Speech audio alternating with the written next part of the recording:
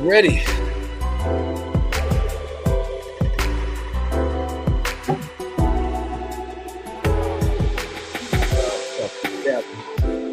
Good evening, everyone. Welcome to the Rational Radicals broadcast. I unfortunately, I don't believe Skip will be joining us this evening because his son apparently has made it to.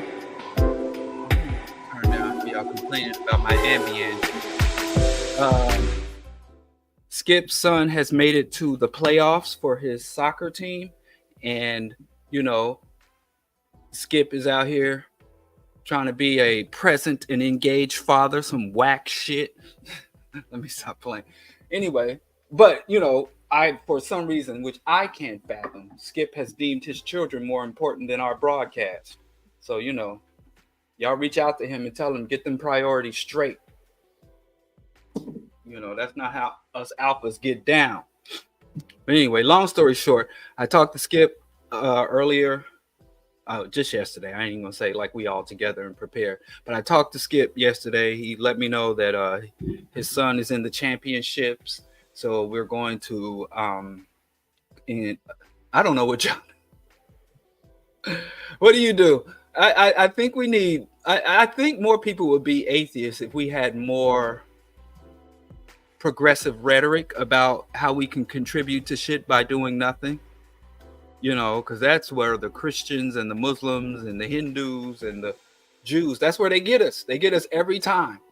They can do everything by doing absolutely nothing. Right? So, they got thoughts, they got prayers, they got positive energy, they got positive and good vibrations. And what do we secular atheist people have to give somebody something without doing nothing, to support something by doing nothing? I try to think of some shit like I could say, well, I'm going to reflect on your condition. I'm going to contemplate, and we do have hope. But we even fucked up hope, because when you define what hope is a longing for an outcome over which you have no agency. Because that's the only time you really need to engage with hope. You long for an outcome over which you have no agency. No agency means you have no power to influence the outcome. So all you do is long for an outcome that you desire, and you have no agency. Because that's the only time we deal with hope. Because let me tell you something. If you got in a car, right, and the cab driver turned to you and said, "I hope we make it to your destination," you're gonna get out that cab, right? If you're going to move into a property, buy or rent a property, and the inspector says, "I hope this shit don't collapse on you," you're going to not buy that shit or get another inspector. So the only time we really respect or accept someone hoping for something is when we know and they know that either they or neither of us have any impact over the outcome. Like, I could sit here and hope the Chiefs win the Super Bowl. Now, actually, I'm gonna be honest. Let me not play, because I like to feel like I belong to society, but I don't. I actually fast and pray that the Kansas City Chiefs lose the Super Bowl, because I don't want, like Richard Pryor said, I don't want white folks to win nothing. And Kansas City is a racist town in a racist state. And I know y'all gonna say the whole country racist, but let me tell y'all something. There's levels to this shit. There's levels to the game. And I don't know why we can understand the intricacies and differences on our side, but we never acknowledge the intricacies and the complexities of the enemy. We like to blanket the enemy. They all this, or they none of them this, or they all that. And while they study and dissect and identify every intricate difference, every minor and major divergence, every element. But anyway, I just don't like city folks speaking on flyover country racism. Like, yeah, I know everywhere is racist, but that Kansas, that Tallahassee, that Tennessee, yeehaw, that yeehaw, hee-haw race. That's what I tell Skip every time he on the show. I could go up against the Brooks Brothers, Ryer rim glasses, briefcase races, or I could go to the barefoot, inbred, overall shotgun racist. Now they're both racist, I'll admit, and I don't like either one of them. But if I gotta bump heads, if I gotta deal with one on a day-to-day regular basis, if the choice is mine, a lot of times we don't have a choice, but if I'm able to choose. But anyway, I want to say that we felt as the secular and atheists, we need to come up with some rhetoric where we can demonstrate or project the illusion that we're doing something when we're doing absolutely nothing. And I think that if we're able to do that as a community, as a people, I think that we could get up there with the religious. Because, man, you tell somebody, oh, I'm praying for you. You know, I go visit a relative in the hospital, or I got a niece or a nephew that's about to graduate or take a major exam. And everybody in my family, oh, I'm going to pray for you. Oh, we going to get up and pray. Oh, you're in my prayers. You're in my thoughts. And then they come to me and they look at me like, Uncle Diallo, what you got to say? And I'm like, well, yeah, you either going to do it or you ain't going to do it. Did you prepare? Because it's all on you. Ain't nothing I can do for you. Ain't nothing no ancestors can do for you. What you going to do? Good blood clot luck. So I think, you know, you're in my thoughts. That's kind of, you're in my thoughts, but there's nothing supernatural. That's why we lose. We don't have no good stories about virgin births and resurrected saviors or illiterate men who wrote holy books. Gosh, but reality is wonderful. Reality is so wonderful. That's where we ain't got to make up stories. We ain't got to lie, Craig. But I guess people. Anyway, what was I saying? I'm an uncle. Of course, don't you can tell. I exude uncle energy. You know, I'm an uncle. And I got good training. I got 5. Well, now I'm down to 3. See, and now I could talk about my 2 uncles that passed away. But now I can't even be like, they're here with me in spirit, or their energy resonates, or they with the ancestors now. I can't say that shit. So I can't see, we just don't have good rhetoric over here in the secular, rational, atheist side of things. We ain't got good stories. We got all the facts. We got all the evidence. We got everything that can be validated and proved, but we just ain't got good stories on the side of the atheists. But anyway, I was trained or brought up by like half a dozen big burly uncles. So I got my uncle certification. Shout out to Uncle Chris, Carl, and Clint. Yes, my grandmother was quite lazy in naming my uncles. They're all Chris, Carl, Clint, Keith, and Kirk. She's like banging them kids out like, ooh, what about this one? What do you want to call it? Let me not talk, because I'm about to go to Kansas City in a couple of months, and I don't, every now and then a relative. It only take one. I got a big family. So it ain't like my whole family sits down to look at my stuff. It only takes one cousin, my big sister. It takes one relative to sit down and watch, or just come across something. And then they go tell everybody, and then everybody try to front like they synced it themselves. What'd you say? You on there talking? So I know, I give myself about 3 months. I have to say nothing about Kansas City, because my homies in Kansas City, Rip, Big Jeff. So I got, if I just not speak about Kansas City from now going forward, especially saying I hope the Chiefs lose, and I fast and I pray. See, if I could say that I fast and I pray the Chiefs lose, people get mad. But if I just say I hope, I don't want the Chiefs to win nothing. I don't want Kansas City professional sports team to win nothing. But then again, better them than Chicago. I don't want to live in a town that has a professional sports team. The only thing worse than living in a city that got a parasitic professional sports team is living in a city that got a parasitic winning sports team. And the Chicago Bears been threatening to move out of the city of Chicago, to move off the lakeshore. And I say good riddance. The Bulls, take the Bulls with you. And the Blackhawks, racistly named Blackhawks, Native Americans said, keep my name off your sports teams. And the Chiefs didn't capitulate, the racist name team. But anyway.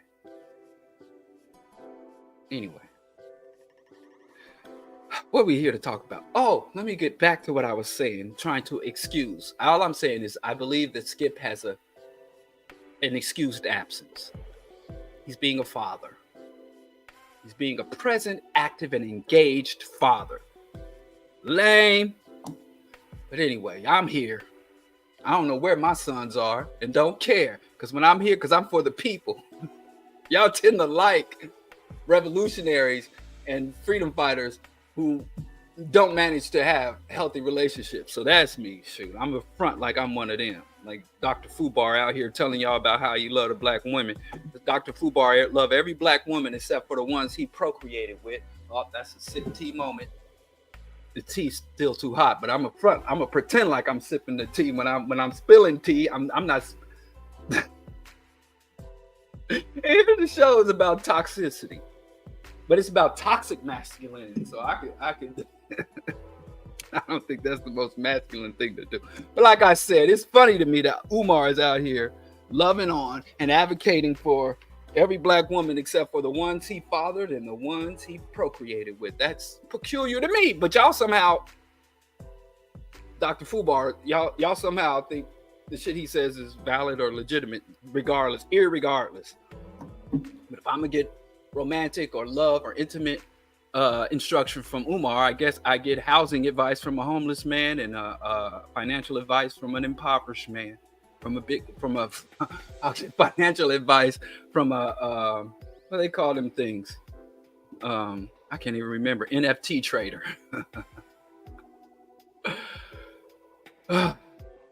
Anyway, recenter. That's why Skip ain't here. So whatever happens, if you hearing some things, if I say some things I shouldn't say, if you hear some things that's out of pocket, it's Skip's fault. It's Skip's fault. So I can put that on him in his absence. I can put almost anything on him in his absence. Glad he's not here. Anyway, welcome to the Rational Radicals. I think I might be flying solo. I wouldn't be surprised if Skip popped up.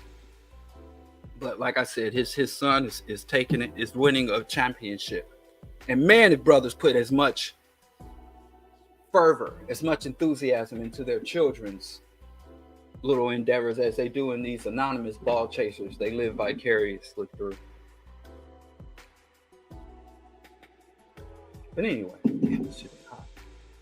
So I get for making it just before I come up. Anyway, I'm gonna get through this. I just want to say some things about toxicity, and the show is really toxicity, masculinity versus society, and people are still going on. It's not a time I don't come on live or engage with my online community and somebody don't mention the gender wars, patriarchy. I just had a sister whom, that's dear to me. I take personal. And she posted this survey that's saying that single women are buying homes and single women are outpacing single men financially. And they're especially in markers like home ownership. And then in the comments, there were a lot of single women, single by choice, childless by choice. And on there, asserting, I bought my property and these dudes are still in their mama's basement and everybody's wrong about everything. Of course, that's my conclusion because I am, the hater innovator, full unapologetic hater participator. So, I'm a hate on everything and everybody. But like I said, my hateration comes from radical, rational analysis. It's not emotional hate. It's not baseless hate. It's not scattered hate. It is focused, deliberate, politically oriented, ideologically grounded hate. That's what I say. It is leftist, revolutionary, Pan-African hater. So the things I hate on, I think deserve hate. But every hater would say that. Every hater would say that. But I'm the only one that's right about it. I even hate on the other haters because no hater is greater. So moving on. Let's just talk because I really want to open this up and talk to y'all about it.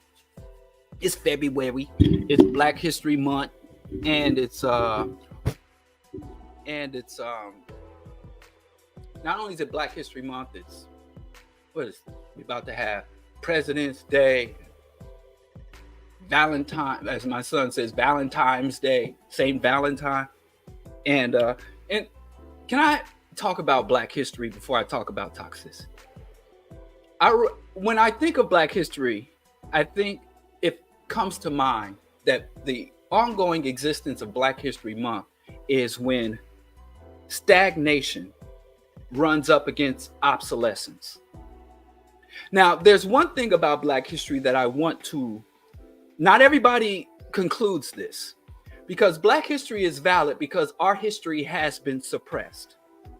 Our history has been distorted. Our history has been communicated or pushed through a filter or a lens of our oppressor. So Black history has been weaponized against us. And the uncovering, unveiling, correcting, promotion of our history, of the facts related to our history, is not just academic, it is political, it is ideological, it is culturally necessary. And I support it, and I've been a full participant in uncovering and articulating and understanding our history, African history, ourselves, for myself as an individual, and promoting that to my community as a whole. But again, my formal education is more in politics and policy. I'm not a historian, even though I loved the history classes that I took, and I love to this day to read about history and to comprehend history. But the problem with Black history and some fallacies associated with Black history. Number one is that Black people, we as a whole, are uniquely ignorant of our history. Or we are uniquely have our history distorted or warped.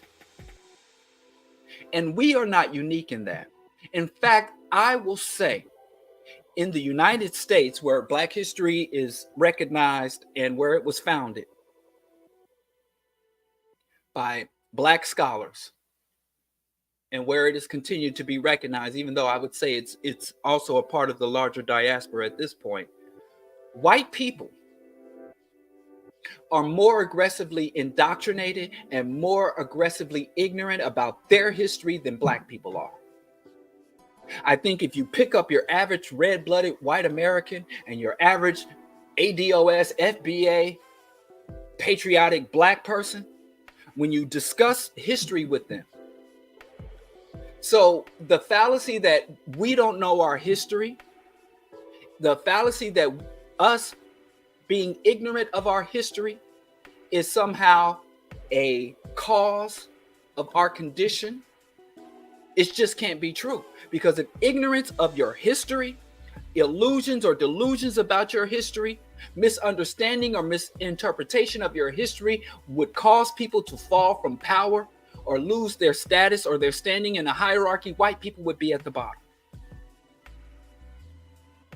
I see people talk all the time, we was kings, we was kings. You know what's worse than fantasizing as a people, as a culture, that we come from greatness and that we were kings and queens? It's fantasizing that you were an explorer when you were an invader. Imagine when you were a liberator, when you are not then in history, but today you were an enslaver to this day. The history that I was a liberator when I was an enslaver, that I was fighting for my constitutional rights when I was fighting to enslave a whole population of people.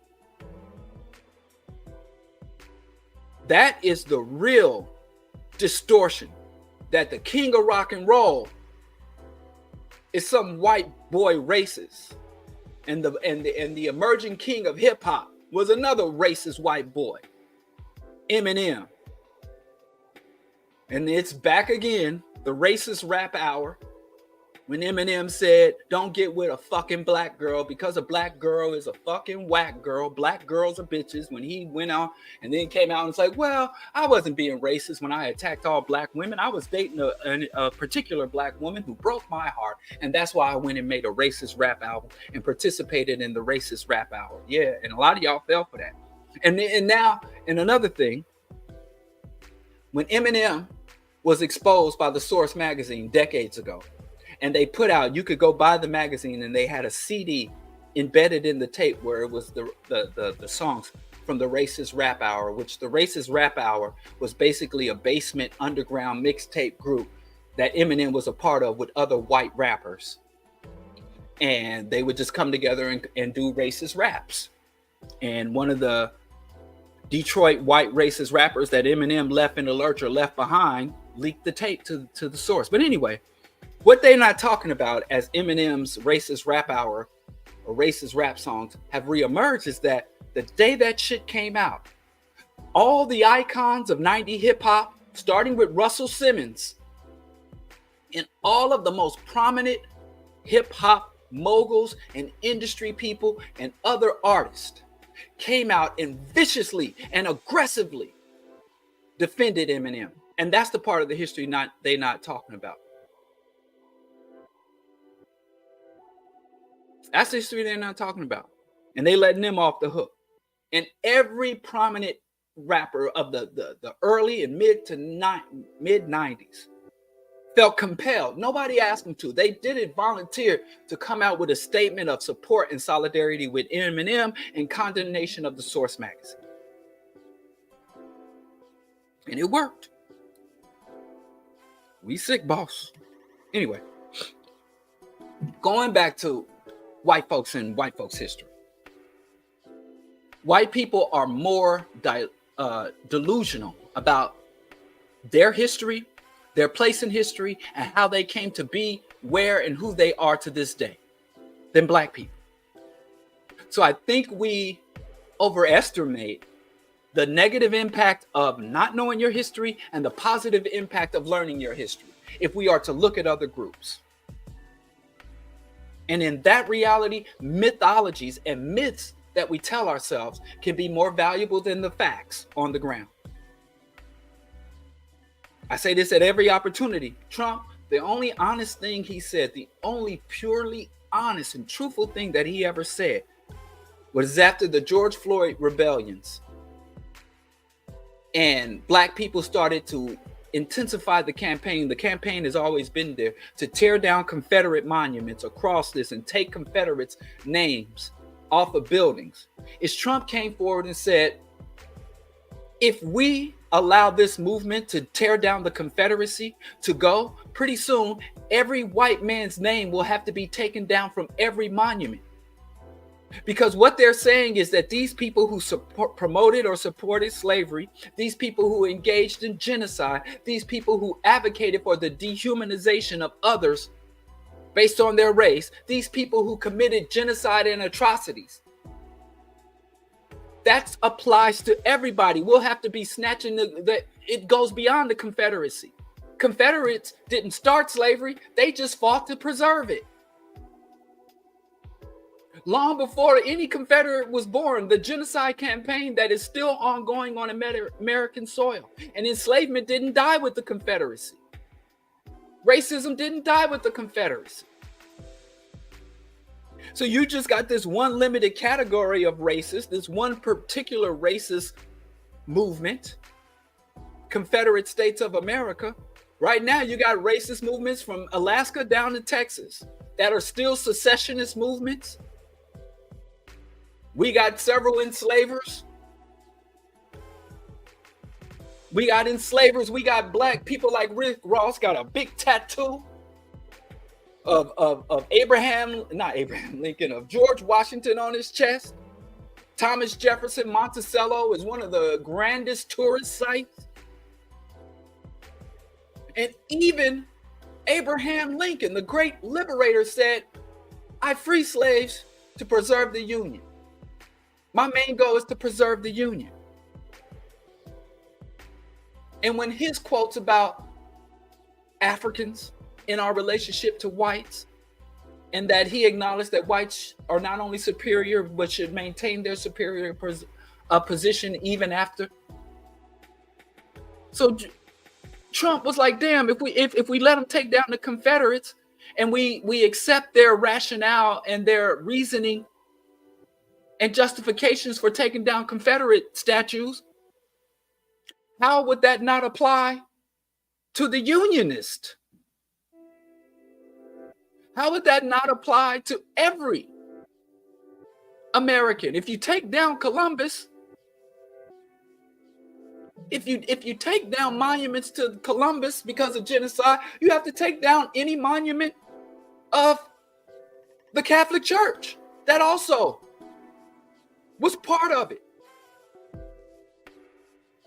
You know, you have to take down any signs of European monarchy.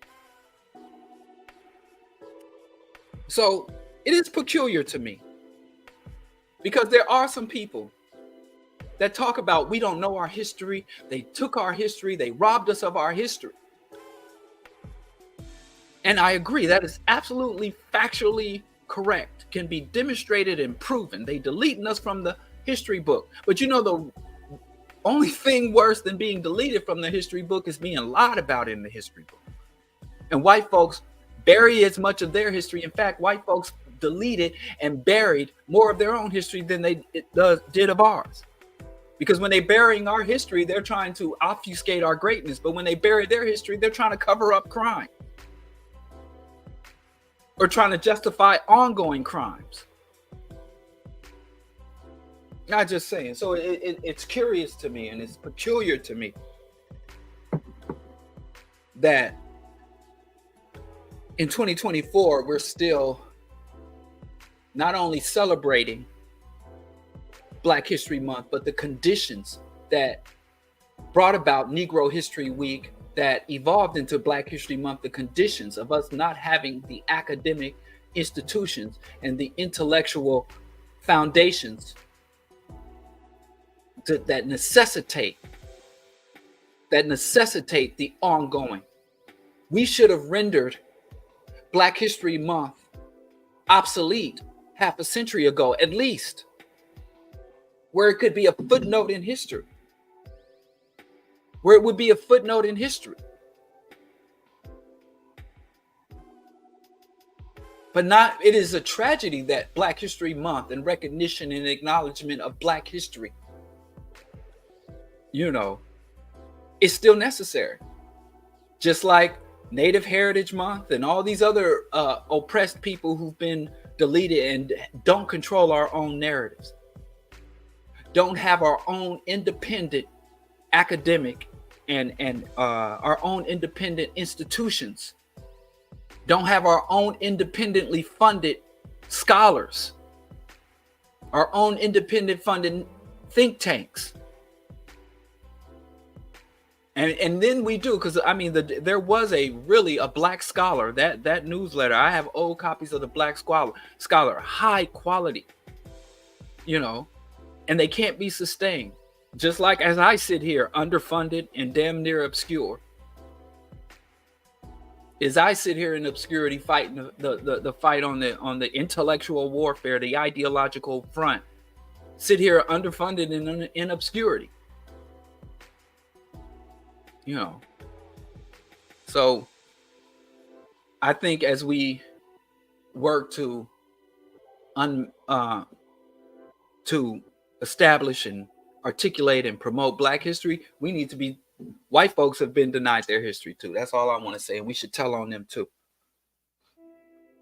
I'm trying to get used to a new tea. I got this peppermint, organic, decaffeinated peppermint tea, because I was drinking the green tea, which has caffeine in it, and it's kind of late here, and then I'd be wired up all night. So I was like, well, maybe I will have a decaffeinated tea, try to conduct myself as a mature, responsible adult. And y'all know Wednesday is my coffee day. Wednesday and Saturday is the days I get my oat milk lattes. Sometimes I get them in the streets. If I can't get it at home, you know, ladies, didn't your mama tell you, if you don't give it to the man at home, he gonna find it in the streets. So when we don't have the coffee beans, or we forgot to buy our oat milk, I have to go out in the streets and buy it. But today we made it at home. So I've already had my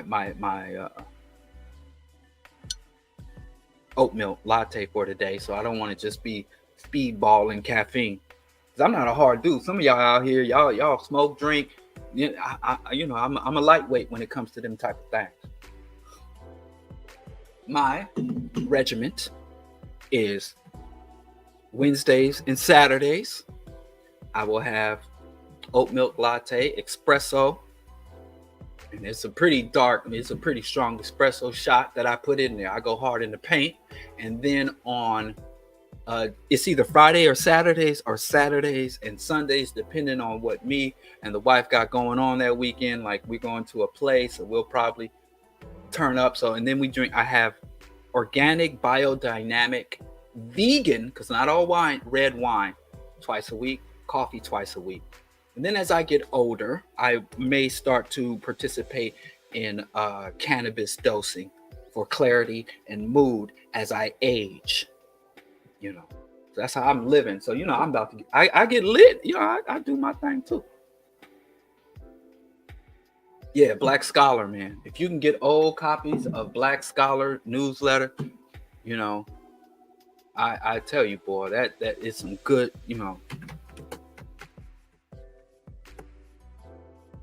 journal. I called it a newsletter. Man, I got mad copies of that. It's really good. I got this copy right here. Look at this. Somebody come look at this. Look at that. Let's go here. I got this copy with George Jackson, Black Economics, and all our old folks is in there. I got this copy too. Well preserved. Didn't I tell y'all, every Black home, it looks like I see modern copies. Okay. Okay, they still doing it. Fall, winter 2023. Okay, I'm gonna have to get up on this. I might get me a new, because all my copies are stolen. Let me get off my socials. I can't be navigating my socials publicly. Let me get off of here for something pop up. But something pop up on the screen. Something pop up. I'm navigating the internet publicly. But something pop up that shouldn't pop. Something pop, booty pop that shouldn't be popping. Let me get off of there. Anyway, let's talk about, that's a good segue into toxicity. And I just got a few things to say. And like I said, I'm going to open it up and I want to hear from the brothers and the sisters on this, right? So toxicity, and everybody knows about toxic masculinity. And that's been something that's been discussed, and from times it will come up, and scholars will debate it, and activists will debate it, individuals and the internet will pick it up, and then people, and then the men's side, the meninist movement, and the feminists and the womanists, and everybody's debating. But here's always been my issue, and what I've always said: toxicity is not gender specific. Toxicity is not gender specific. And if we allow toxicity to become gender specific, there will be a large swath of toxicity that goes unchecked, unidentified, and even toxicity that becomes justified. And there will be victims of toxicity who are not heard. I'll say this: human beings, we are primates who have evolved. And in our evolution, we as primates have evolved to be the most socially oriented and socially dependent primates that have ever evolved. We love to focus on our intellect that set us apart from the animals, which we are animals. We are animals that have been classified. We have animals that have been researched, studied, and dissected and connected to all other living beings. We are animals who are under the illusion that we have surpassed or even reduced or eliminated our dependence or connection to the so-called natural world, to our own fault and our own folly. But the fundamental reality is we cannot, or we have yet to, we may, but as of things are now, and when you look at the projections and trajectory of science and technology, that there is no body alive today, and most of our far descendants will not surpass our fundamental biology and evolution, meaning that our need to consume, our need to eliminate waste, our needs and our limitations in the type of environments that we can navigate and sustain ourselves within, we are all there. It is a misnomer when human beings says, oh, I like to get out into nature. I like to go out into nature. Where we live is a habitat. Where we live is an ecosystem. It may be an ecosystem full of technology and full of fixes and things, but we are socially oriented and socially dependent, highly evolved primates. And the arrogance where we have turned our greatest asset, and you might think our greatest asset is our intellect, but it's not. It's our adaptability. Our adaptability is what is the source of our intellect. Because if we lose our adaptability, we're more likely to go extinct than we are if we lose our intellect. Our intellect is a byproduct of and dependent on our willingness and our ability to adapt. And because of that, because we are the most socially oriented primate, every single human individual is a product of the ecosystem and environment from which they were cultivated in. And that includes the physical environment and the intellectual and emotional environment. We are products. We are individuals, but individualism is a myth. The individual is a product of the collective. The individual exists as an extension of the collective, as an appendage of a collective, not independent or apart from the collective. Every single physiologist, archaeologist, psychologist, anyone with a high level of expertise of understanding the human form, the mind, the emotion, identity, and the physical self, has concluded that when human beings become isolated and separate from other human beings, we begin to deteriorate. People who live in isolation from other people, and isolation is not just physical. I remember that song by Tracy Chapman that really touched me. I'm a Tracy Chapman fan. She's one of the people, like I'm a fan dude. You know, I get into fandom. I don't get into celebrity culture, but I get into fandom. And I went and stood in line for like 4.5 hours. This is before your cell phones and shit. This is when a beeper, you could floss on fools and stun on fools with a beeper. But I went and stood in the line to go see Tracy Chapman. And I'm looking over people's shoulder, looking at that line, and the shutter came down, and that was it. No tickets. And it wasn't even no like black market or secondary market eBay type tickets. And so she's one of my favorite artists that I've never seen live. 2, Fishbone and Tracy Chapman. Just about everybody else. I got to see Gil Scott-Heron live. And the first formal date. We're really second, but it was our first formal date. Well, my wife and I, we went to SOBs to see Gil Scott-Heron perform. I was able to see Wise Intelligent perform. Poor Righteous Teachers. Got to see KRS Boogie Down Production perform. You know. So anyway, what was I talking about? Social dependence. Everybody that studies the human form said that when we are in isolation. Oh, I was talking about Tracy Chapman. Tracy Chapman said something about we're surrounded by people and still lonely. I can't even get the words out. She said, why are we people still lonely? Or something like that. Why are people so lonely? Somebody shared in there. And so you could be living I lived in New York City and I've experienced loneliness and isolation. Living in New York City, clubbing, going to classes. I worked at the student center and I was surrounded by people shoulder to shoulder. Some good people. And I felt a profound sense of isolation and loneliness. I know what that is. So, but they find that people who either physically or psychologically, emotionally, who feel isolated, you literally begin to deteriorate, have higher rates of heart failure, have higher rates, mentally you start to decline. They have higher rates of dementia. Dementia onsets earlier and advances more aggressively. Human beings thrive when we are connected and engaged with others, with nothing else.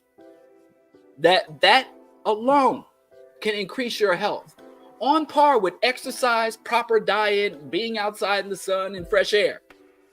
Human contact and human engagement and human connection is essential for our development. Babies who are left isolated, who are not picked up, who don't have skin-to-skin contact, immediately, I know when our sons were born, they were both home birth, and for our first son, we was really set up. We had we turned our bedroom into a clinic. And then our second son, I think my wife, we owned a restaurant. She went and cooked at the restaurant, and then we got in a car, came to Chicago and worked the African Street Festival, drove back, worked another shift at the restaurant, went to capoeira class. She turned in cartwheels, went home, had the baby, and then got up, got a friend, and did it again. Got up the next morning. So, you know, second, third, fourth, fifth kids, y'all, I know it. And so, like, I remember when we were preparing for our first son. Now, I was working in healthcare. We just had all this material and saline and that betadine solutions and medical chucks, and we had a hard table surface, a resuscitation section in the bed. We just had all that shit. For my other son, when we were like, oh, we got to get some, and the midwife was like, you know, if the baby's having respiratory issues, you want to have a hard surface. And we went and got like a cutting board. Like, yeah, if he ain't breathing or something, just put him on this little cutting board and do the little baby CPR thing. But what I'm saying, when they were born, both the midwife, one midwife was from Jamaica and trained in the U.S., and the other midwife was born in the U.S. and trained in Senegal. And both of the midwives did the exact same thing. They took that little slimy baby, umbilical cord still on it, placenta hasn't even emerged yet, and they put it against the skin of me or the mother. Generally, they gave the baby to me first. They're like, literally, like, take your shirt off, put that baby skin to skin contact immediately. Skin to skin contact. And it was so weird to me because I worked in healthcare and I've literally seen hundreds of babies being born. And they take those babies out of the womb and the baby feels latex and goes from latex to a sterile sheet or a sterile chuck, and just that baby could be out of the womb for who knows how long before it gets its first skin to skin contact. Now, I see some allopathic practitioners are now understanding that almost immediate skin to skin contact. I just saying, human beings are socially oriented. So whenever you want to understand a persistent problem within human society, you have to step back and look at the whole. Even if it's an individual doing bad, the bad that individual does is a product of the whole. And the criminal justice systems, like in Japan, years ago I was reading when I was literally taking criminal justice classes. And they were talking about various cultures, criminal justice cultures. And the first thing they tell you that crime and law enforcement and morality are not the same thing. Laws are not based on morality or even what's right or wrong. What's legal and illegal is not the same as what's wrong and right. And wherever you work in law enforcement, judge, policeman, defense, prosecutor, if you are stuck on what's right and wrong, you will fail in that profession. You have to be stuck on what's legal and illegal, what can be proven and demonstrated, and what can't be via the evidence. But man, this tea is whack. So anyway, what in that sense, what's right and wrong, legal, illegal. So, and when they look at the comparative justice systems, they said like China was one example when there is a crime, when there is some massive crime or some crime wave, the social scientists and the legislators in Japan look at it as a societal failing. So an individual criminal is a failing of the society. And the criminal justice systems and the legislative systems that look at crime from that point of view tend to have much lower rates of violence and homicide and crimes that plague other people. Whereas people get that wrong. Whereas they'll look at, like, and it scares me how many people like, look at Saudi Arabia. You know, I know my dad, he's a Muslim, and his friends that go to Saudi Arabia, and they're always so impressed how there's very little theft and stuff in the street. And they think, well, is it because they cut your hand off if you steal something, or it's draconian? But what they tend to show, what's research tend to show, is that what the number one preventer of crime or predictor of crime is the level of connection that people in a population feel towards each other. The level of interconnectedness that goes beyond the punishment one may receive or how lenient or aggressive, because we are socially. But in the US, they say crimes are the individual failings, unless it's white drug epidemic. Now, white drugs, now that's a whole nother thing. You know, and being a child of two parents who were addicted to drugs, I'm very well aware of the contrast between the opioid epidemic and the so-called crack epidemic. I mean, I'm a crack baby. So anyway, as I proceed, I want to lay this out about how we are products of the society. We are dependent and locked into the society. And when we go astray or act against the society, what are some of the causes and what are some potential solutions? The men, you know, and I don't want to say this to be to say that the victims deserve, but we get the society gets the men that it deserves. Men don't make themselves. Men are a product of the myths, of the outlooks, the standards and demands, and whether a man is striving to live up to the standards set by his society or social group or peer group, or a man striving to go against. So toxicity, if you have toxic men in the society to the point where toxic masculinity is a social phenomenon, is a standard, as opposed to toxic masculinity being an aberration, that can only come about in a toxic society.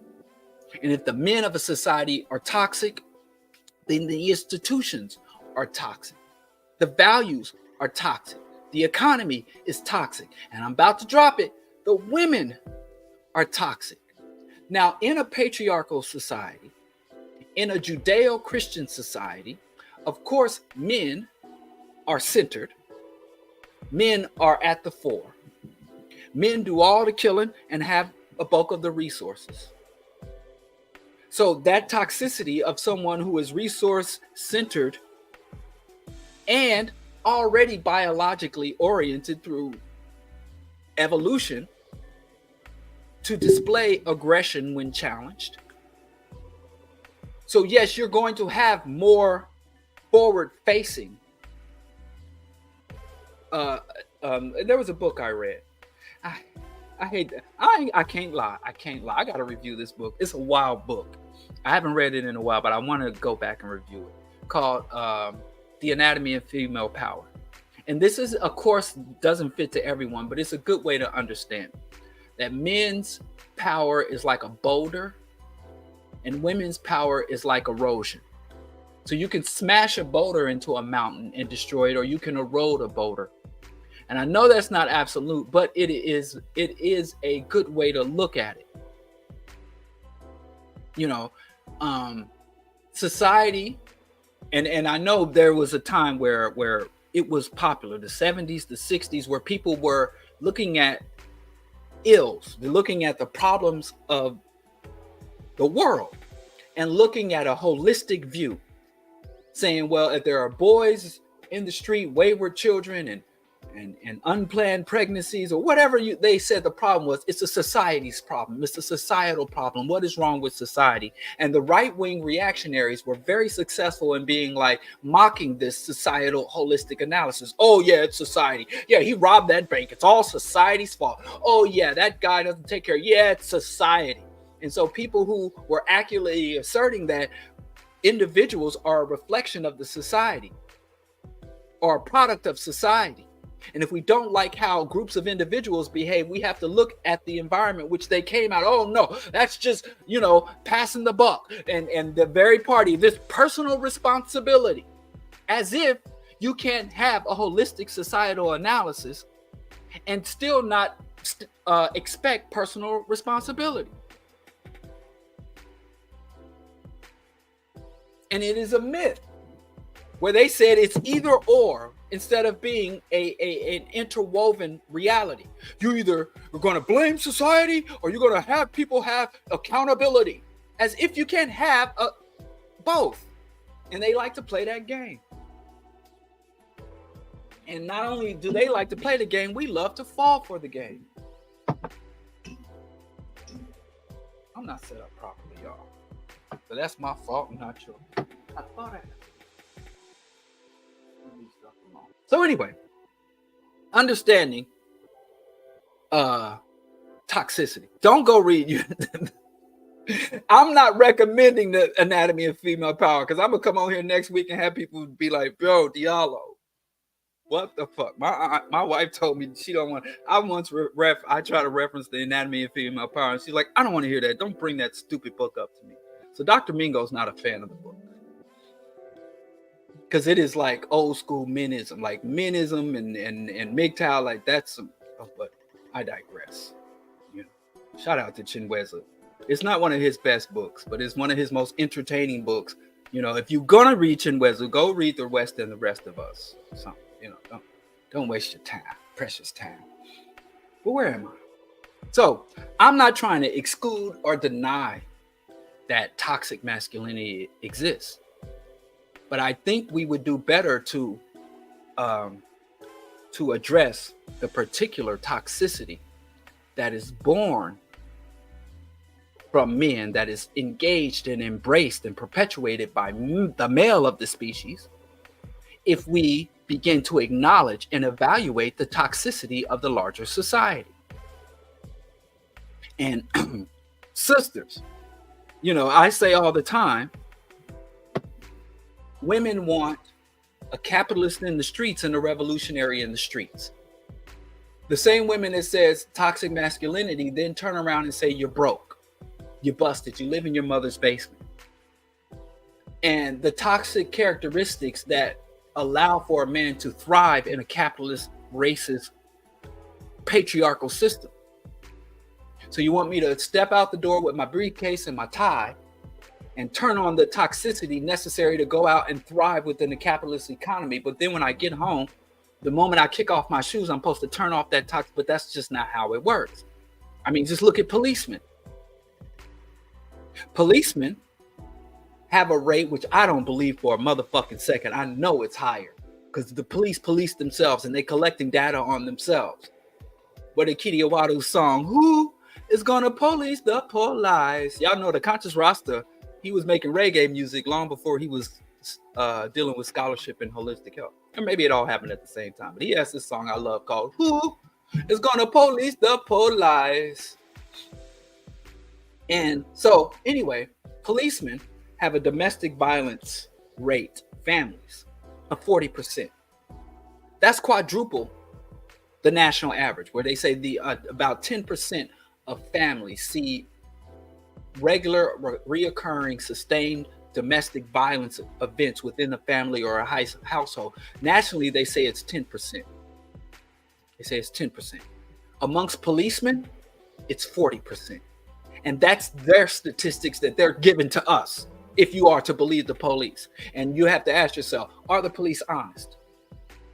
Answer that question for yourself. And then secondly, ask, are they incentivized to inflate or deflate the number? So you got a dishonest group of people who always put their interests first. Right? And is it what they call la tabla rasa? Does the police force create domestic abusers, or does the police force attract domestic abusers?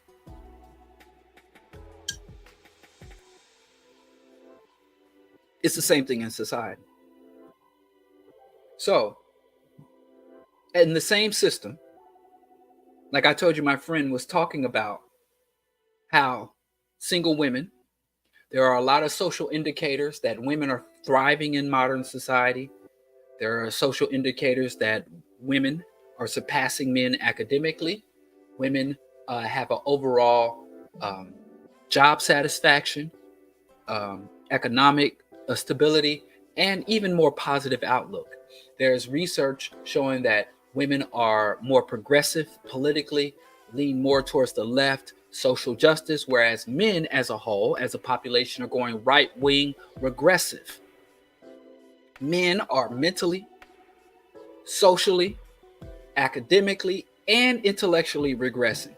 Women are surpassing men in many dominated fields related to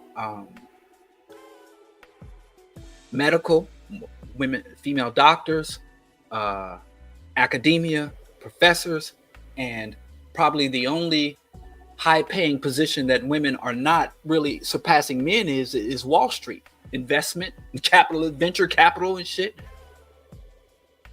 So in some of the careers that are respected, that tend to be looked at as helpful to society, women are matching and surpassing men. And the careers that we all are recognizing are parasitic, the men are still holding our sway.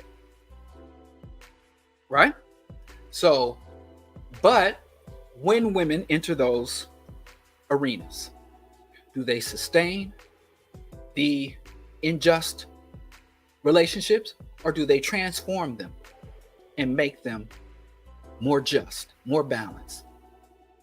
The healthcare system, do women have better, as women are becoming more prominent in not just being, nurses and nurses' aides, but actually not just being physicians and surgeons, but being hospital administrators, public health, epidemiology, is that indicating more women property owners?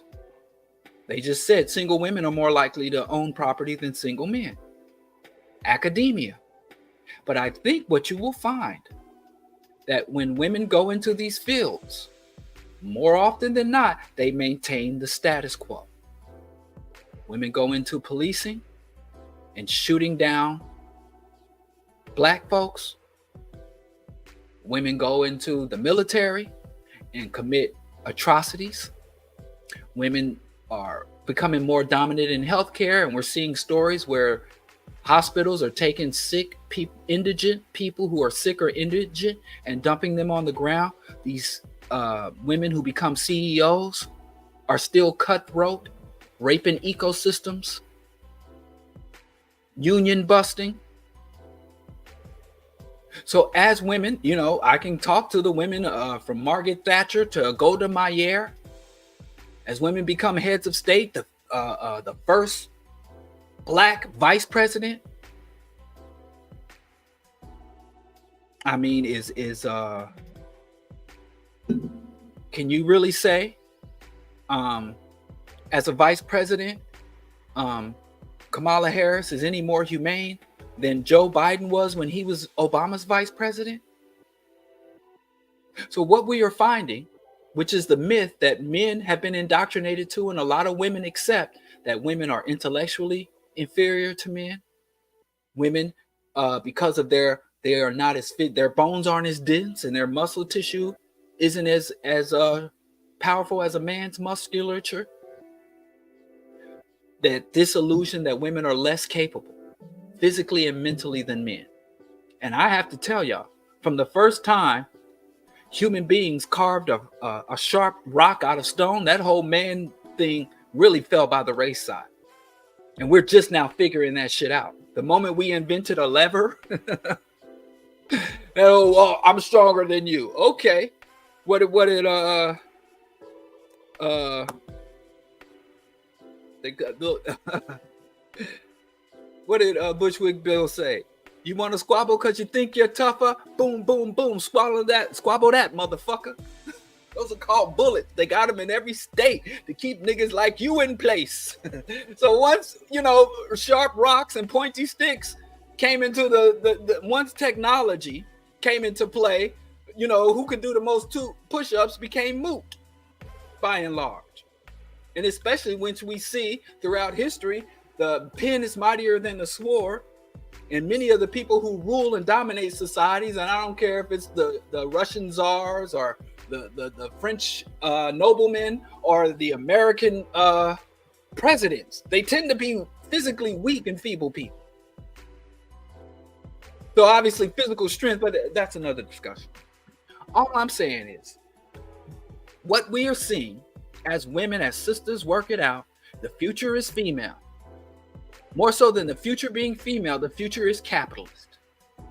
The future is concentration of wealth, imperialism, hyper-exploitation, racism. And there were times, and there are still communities and pockets of people that think that white women are less racist than white men, less genocidal than white men, that female soldiers are less likely to drop bombs on malnourished people in the third world, that female cops are less likely to kick in a man's door and blow away a black man, an innocent black man, that female border patrol agents are less likely to allow children to drown in the Rio Grande. Women who are CEOs or women who go to medical schools and become doctors are less likely to say, if you can't pay, I got your remedy right here. But if you can't pay, go die somewhere. Where they do that at? So this issue of toxicity, if we try to gender toxicity, it is inaccurate. And remember back when they tried to racialize criminality, the black criminal. Do black people have a criminal gene, a DNA criminal gene? Instead of looking at the society, they wanted to look, oh, black people committing all this crime. Right? Or it is as faulty as trying to genderize toxicity. And I understand looking at the surface, brothers, my own brothers has lost their goddamn mind. I never thought I'd see the day, and I've been in this struggle and I've been in this community my entire adult life and half my goddamn childhood, of the African-centered, Afrocentric, pro-black, pan-African. And I never thought I'd see right-wing regressive ideology become so prominent. So I understand there are a lot of men who exhibit toxicity, but it is not because they have the XY chromosome. That is not the source of our toxicity. But if you say toxic masculinity, then you think, well, we need to transform masculinity. We need to transform men. That's like you go to a polluted river and you pull out a fish and you find a fish that got toxic components, a mutant fish with dioxin in its stream, with full of parasites, and you be like, look at this toxic fish. And we're going to gather up all these fish and teach these fish how to swim right. They're not swimming right. It's because they swimming upstream. We're going to teach these fish when they go into a school of fish how to properly swim and interact with other fish. When the toxicity in the fish is a byproduct of the environment. And so if you are challenging toxic masculinity, which I don't deny, how are you challenging it at the same time you are advocating for the economy? We joining these sororities, we opening businesses, black women entrepreneur, black women elevating in government, black women, we got our first black general of the Marines, we got our first black woman who is the president of Harvard, black women are doing it. How are you condemning toxic masculinity and fully trying to integrate, elevate, sustain, and legitimize every other element of the society, when that is also, not only is it toxic, it is the factory for which produce toxic masculinity.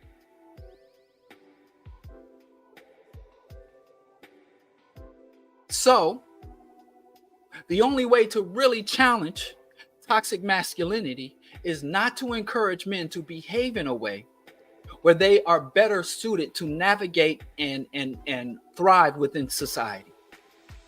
Because that's really the problem. Men, because of our attitudes, we can no longer, because of our old world attitudes, we want to be the leader. We don't want women in charge of us. We can't answer to women. And now this society with technology, the manly jobs, I don't get to be the manly man. I can't have a helpmeet at home, a subservient woman, and I don't make enough money to buy a house and to buy a car and to allow my wife to stay home and to control and dictate every component of her life, and her to be dependent on me to the point where if I slap her around or if I bring some out of what we call innocent baby, where I bring another baby from another woman from within, outside the marriage, she ain't got no options but to cry in her pillow or go home to her mama for a month or two and then come back. All of those were not because a man is bad or as a man is good. It's because of the structures of society and the way that society is structured. And women can displace or replace men in that, but that does not necessarily or inherently transform that. So you have to transform the society, because what you will do, because a lot of men are falling off. Men are dying at a higher rate, lower life expectancy. Men are dropping out. Men are getting passports and going to Colombia and exploiting women in the third world because we don't have the standing and resources to we can create that artificial dependency that women in the US, that black women had and women in general had back in the 40s and the 50s prior to the women's struggle and all that. We can go and recreate that dependency and that exploitative and that power imbalance between us and our intimate partners. We can go overseas and recreate that. We're doing all this goofy shit. But neither the men or most of the women are not challenging the infrastructure. And here's the thing. Black men, black people can't be racist, but black people can carry out and sustain racist infrastructure and a racist status quo. You don't believe me? Get on the phone to Colin Powell. Just call the number. What's the number to hell? And when you get the number to hell and they pick up the hell phone, when the demon picks up the hell phone and says, what's your extension? Then you say to that demon, give me the septic tank of hell. Give me the sewage system and the septic tank of hell. And then when he transfers you there, then I'm sure Colin Powell will pick up the phone because that's where he is and that's where he belongs. And he say hello. And you say, hey, Colin Powell, can a black man who can't be racist engage and fulfill racist policies and carry out racist atrocities over half a century and carry out racist atrocities starting from the Vietnam invasion and the Vietnam genocidal invasion to the Iraq and Afghanistan genocidal invasion? Can a black man do that? Yes, I did it. Now I have to get back to this septic tank of hell and live out my punishment. Or you could call and go to Martha's Vineyard or whatever mansion that punk is in and ask Obama. But just as black men or black people cannot be racist, but can sustain racist infrastructure and validate by our behavior racist infrastructure, women, drum roll, women, them, can fully participate, validate, sustain, and even advance patriarchal, sexist, and misogyny. You don't believe me? Then get on the phone as she is working on her track record so that she can get a seat right next to Colin Powell in the hell septic tank. Get on the phone to Candace Owens. Holla at your girl. And that is the neocolonial system, where the people who were victims of a system become the perpetuators, sustainers, and defenders of the system. Africans were in Africa saying, white folks, get the fuck out of my country. From Tanzania to Zimbabwe, A to Z. From Ghana to Gambia. They said, Cracker, get the fuck out. And the crackers was like, oh, we got to go. But I tell you what, we're going to put these puppet regimes in place. We're going to put these ministers in place, both religious minister and governmental ministers.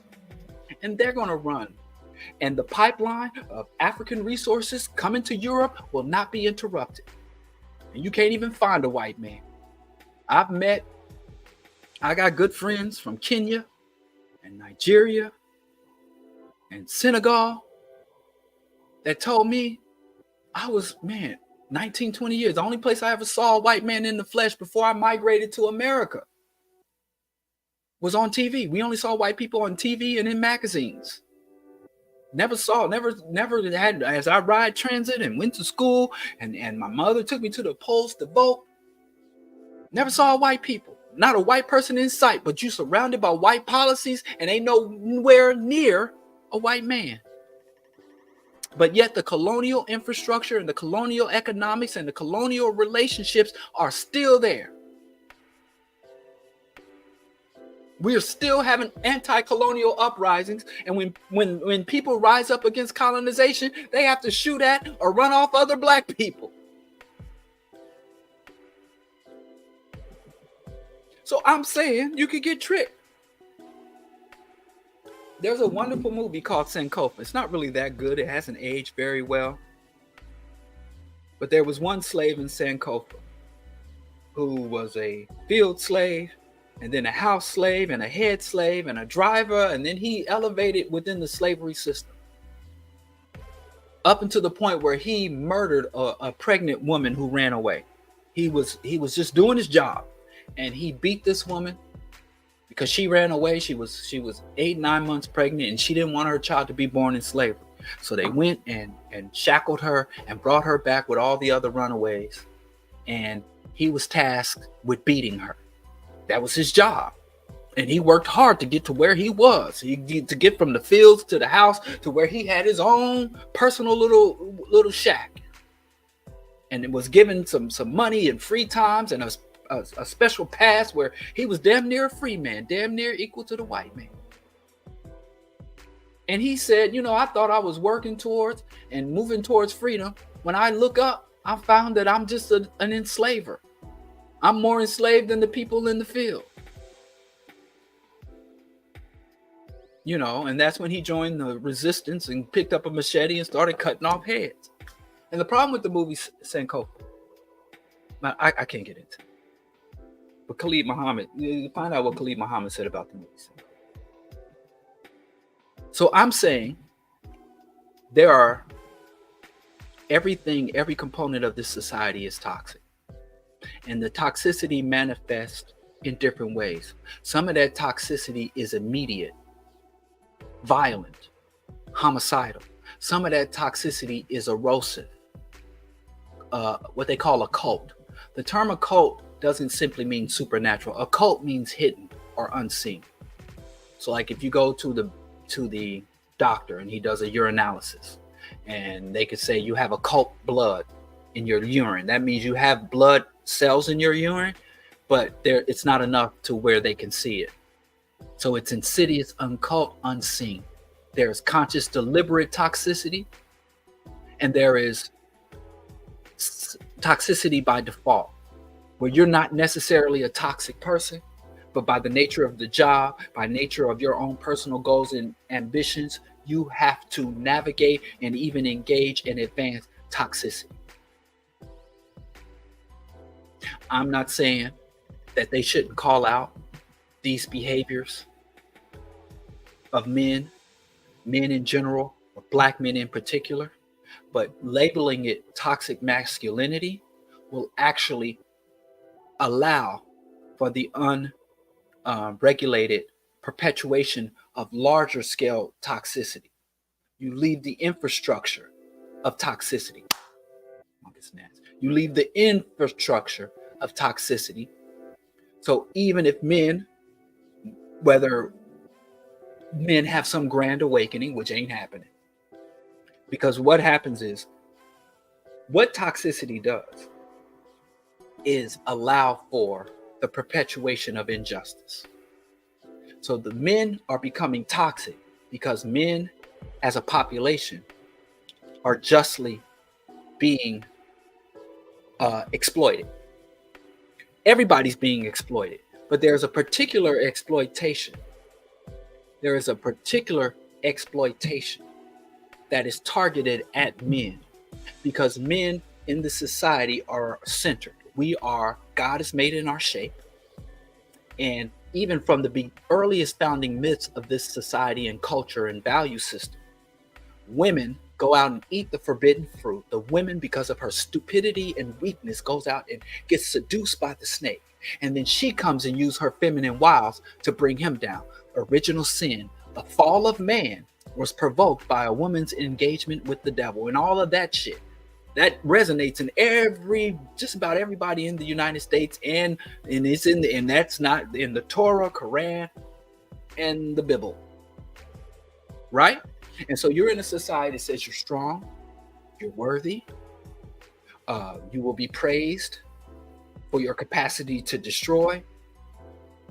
All of your heroes are violent, homicidal, physically strong. If you work hard, you're going to deserve, you're going to thrive, and your worth, your value, and is rooted, not inherent. You have no inherent value just by nature of your being here, is by the amount of fiat you can generate, the amount of dominance you can exhibit over your environment, over other people in your environment, your competitive prowess. You got a picture of that scumbag Michael Jordan on your wall. You grow up watching sports. So as the way the system engages men, and then the system devalues women.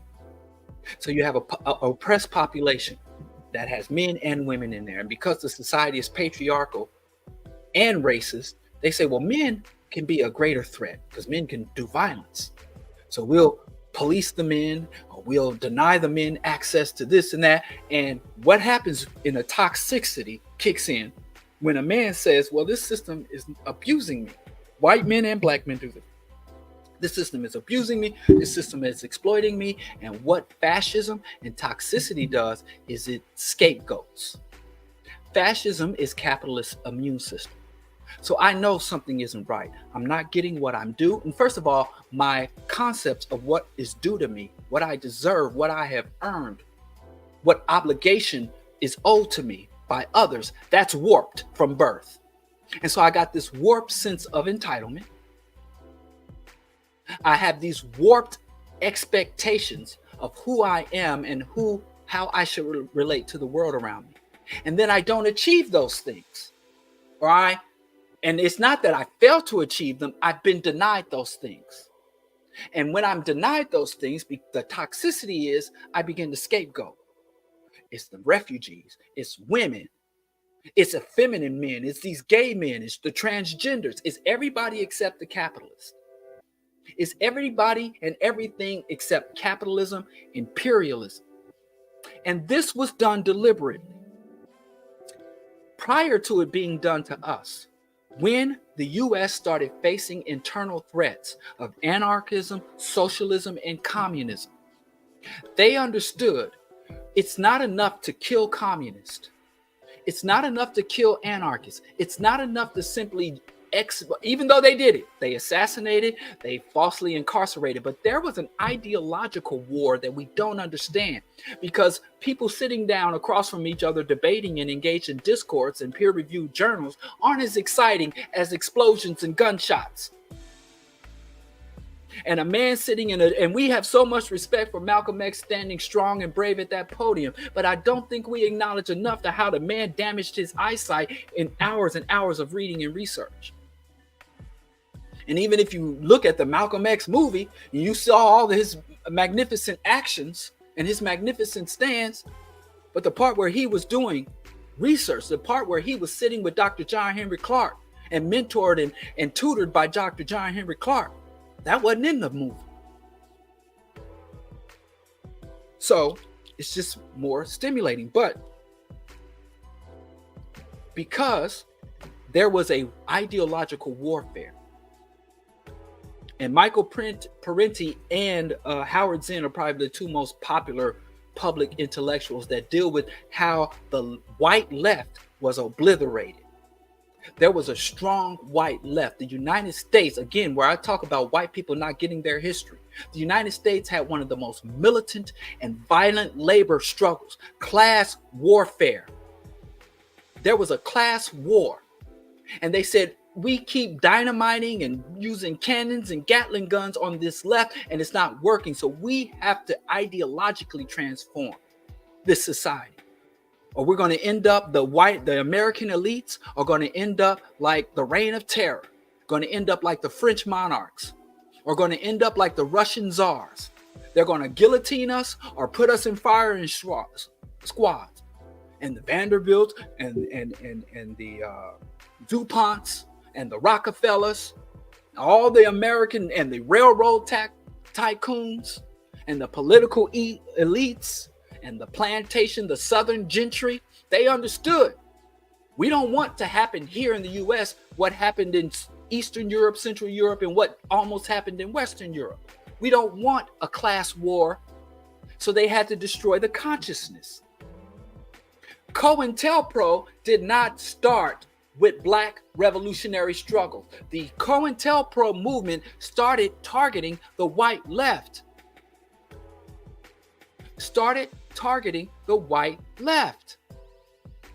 And they were doing all the same shit. False, framing them for crimes and false. Eugene Debs, go look up Eugene Debs. Go look up the Wobblies, International IWW. And they destroyed the white left, was obliterated.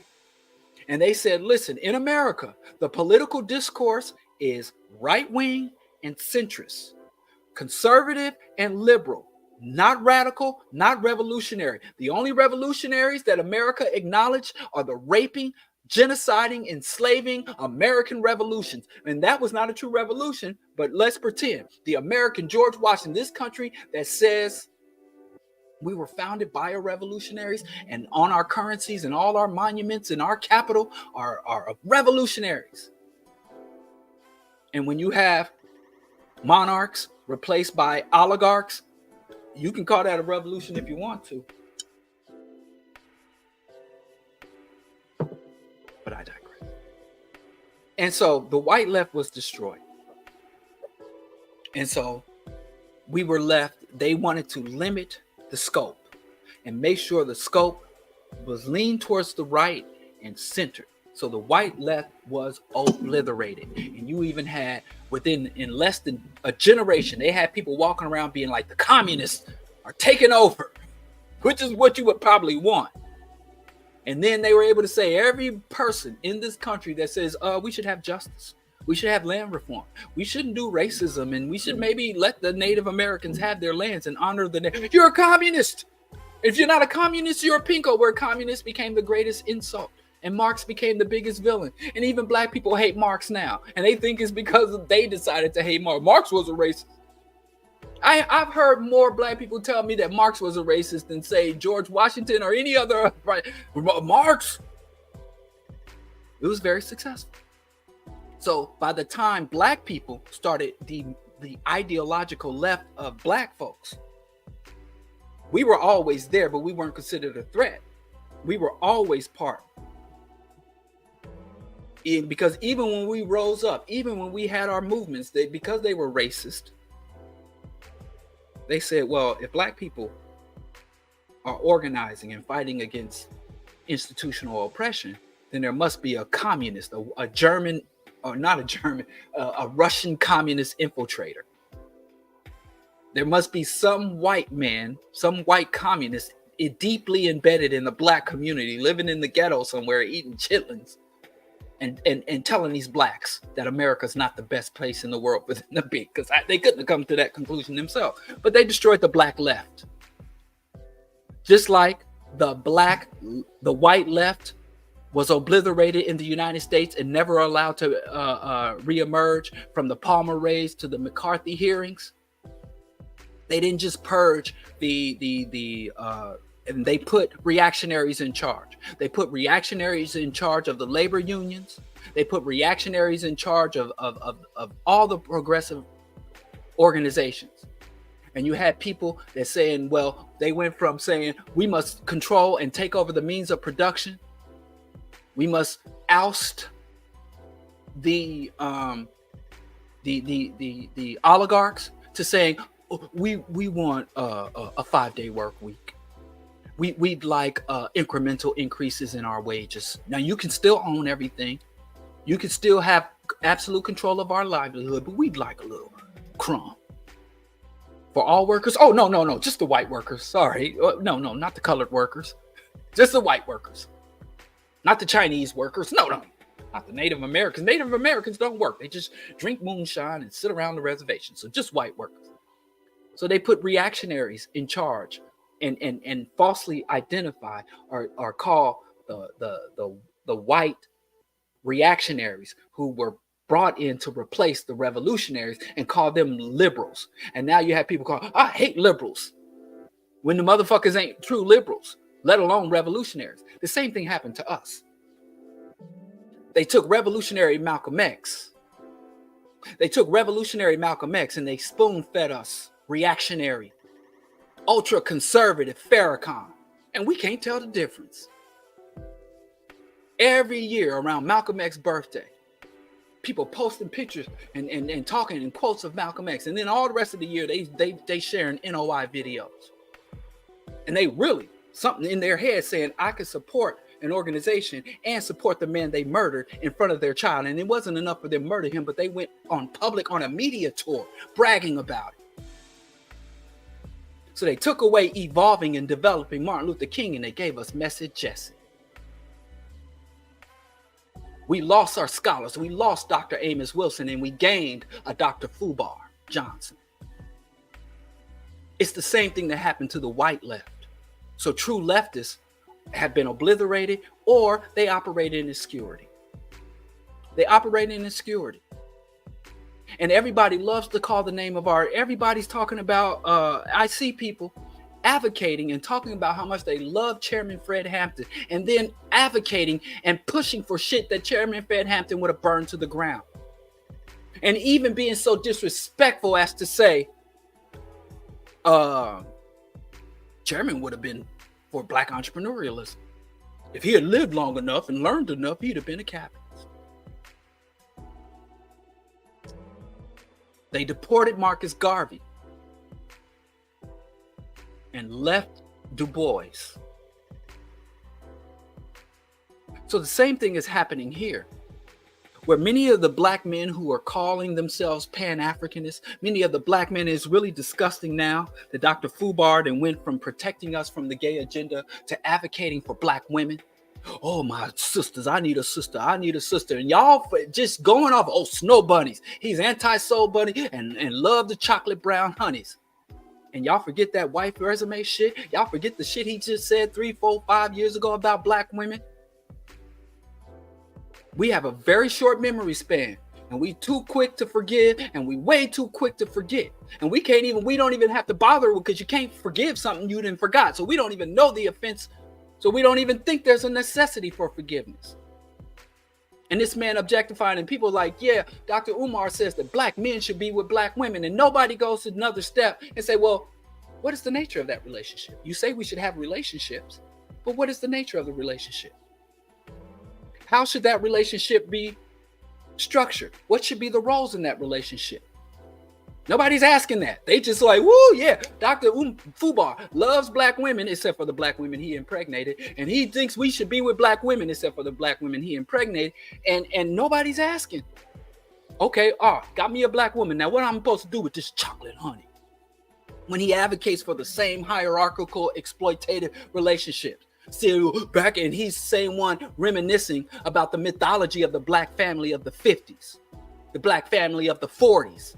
We had strong black families. No, we had oppressed and exploited black families in the 50s and 40s. We can't and don't need to go back to that. But I digress. All I'm saying is, if you want to combat toxicity amongst black men, you have to combat and acknowledge toxicity of women and combat toxicity of the society. because they'll talk about black men, and then black men will run to the white folks and get a bunch of stats against black women, and we just throwing stats back and forth at each other, and the white man gets paid off of all of that. So holistic systemic analysis and holistic systemic solutions. And in that time, I understand, oh boy, I'm not saying that you can't take immediate action as you embark on your systemic analysis and holistic solutions. You do have to tend with the more immediate, whether it is catcalling or the day-to-day misogyny and sexism that black women have to face. I say what remedies you need to impose and what precautions you need to enact as women. I say do it. But understand that you are enacting a remedy, but you are not solving the problem as you navigate that. And we need to understand that there is nobody is condemning what black women have to do to create safety for themselves. And also, brothers, it is more so our problem than it is them. I mean, if we really, instead of just denouncing and dismissing, and Lord knows I got issues with feminists, but if we actually read what the feminist says, and what they say is patriarchy harms black men, and trying to hold to these myths of what a man is and what a man should do. Again, I say, what makes a man, or the human species as a group, and men in particular, so great is our adaptability.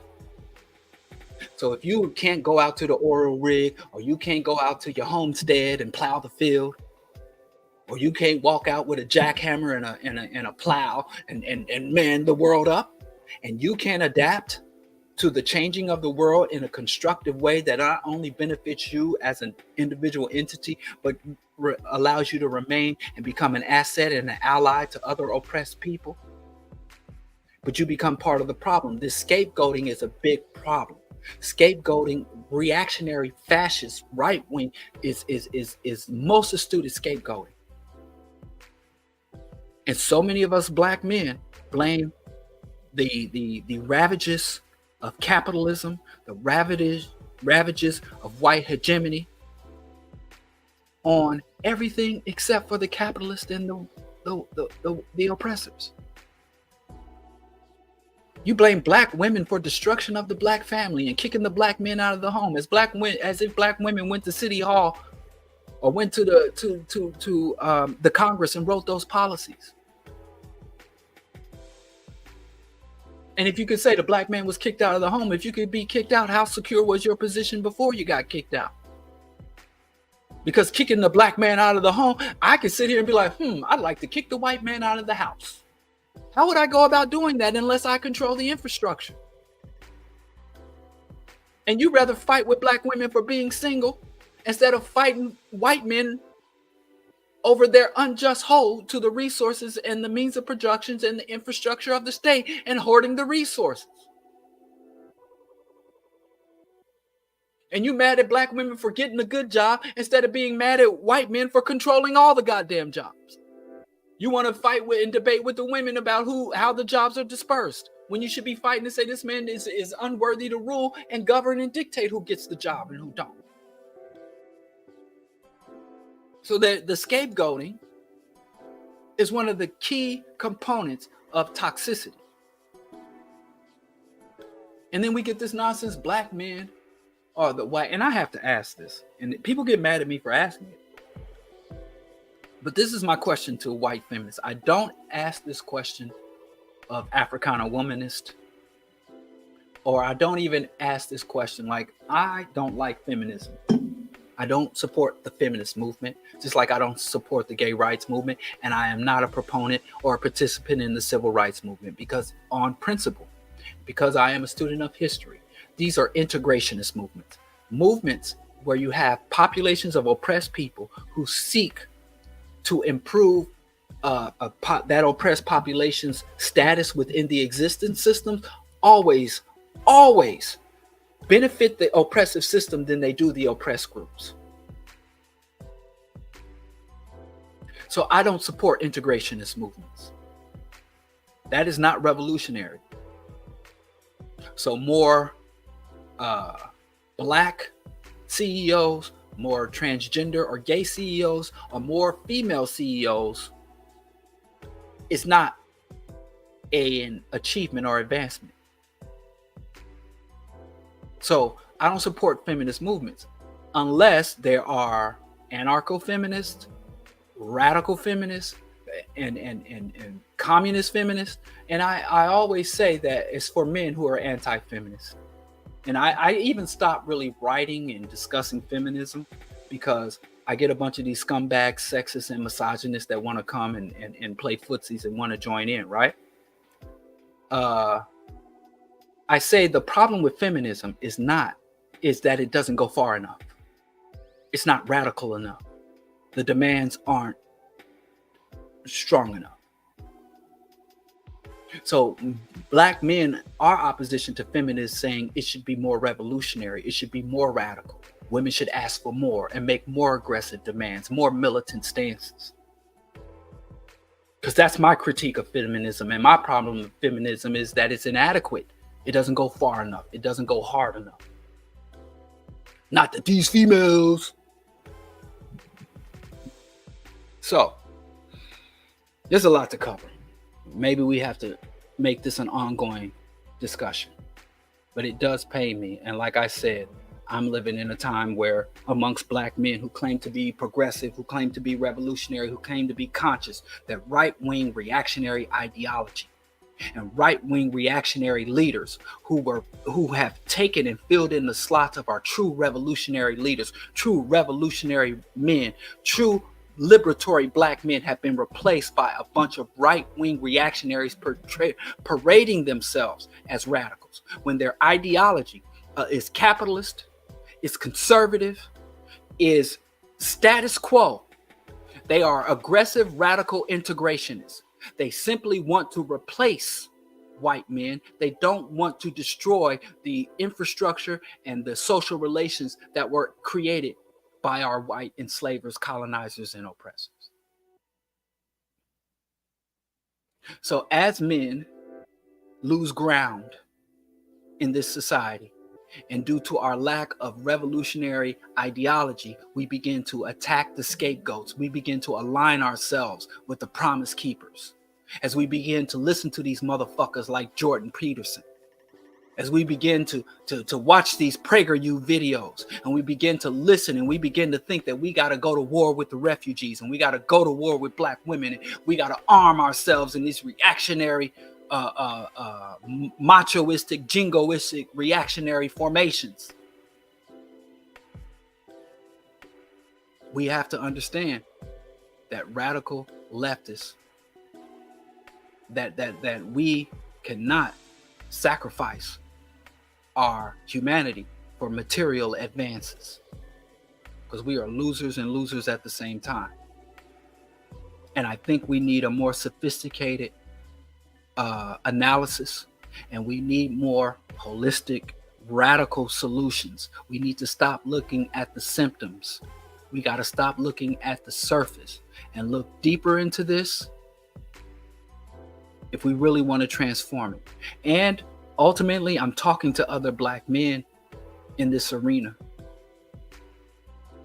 I mean, we really think that I've engaged with brothers who really believe that before Sexy Red and Sukihana, America was a moral and upstanding country, and that Sukihana and Sexy Red are causing the moral decay of the black family. Like, these brothers are out there. Every brother's at home fantasizing about one day getting them a good woman like Candace Owens. Trad wives. They want traditional. You want a traditional household? Okay, you go share crop with malnourished kids, and every day be on the verge of being lynched because of some white woman is bored. Is a bored housewife, a desperate housewife, white woman goes and tells her husband that you whistled at her, and you get mutilated in front of your family, and they cut off your genitals and put them in formaldehyde and sell them. And they put your charred and cut up body on it. And this black men out here literally like, we need to go back to the good old days. You know, what did Paul Mooney say? I don't like these motherfucking white people and black people talking about we need to go back. He's like, no, I'm gonna stay right here in the modern era where I can tell these crackers to kiss my ass. So we got some issues and we got some things to discuss. But one thing we need to start to cultivate, we need to first appreciate and acknowledge what a true revolutionary black man is. Humane, leftist, an ally, and an asset of our community, not a dominator of our community, not an owner of our women, but an ally to our women and an asset to our larger community. Progressive ideas, ideologies. This black man, like, I'm like, where are all the, I was so many of these motherfuckers. They invited me out to debate about abortion is genocide, abortion is genocide. And now that abortion legislation has come down, where the fuck are they?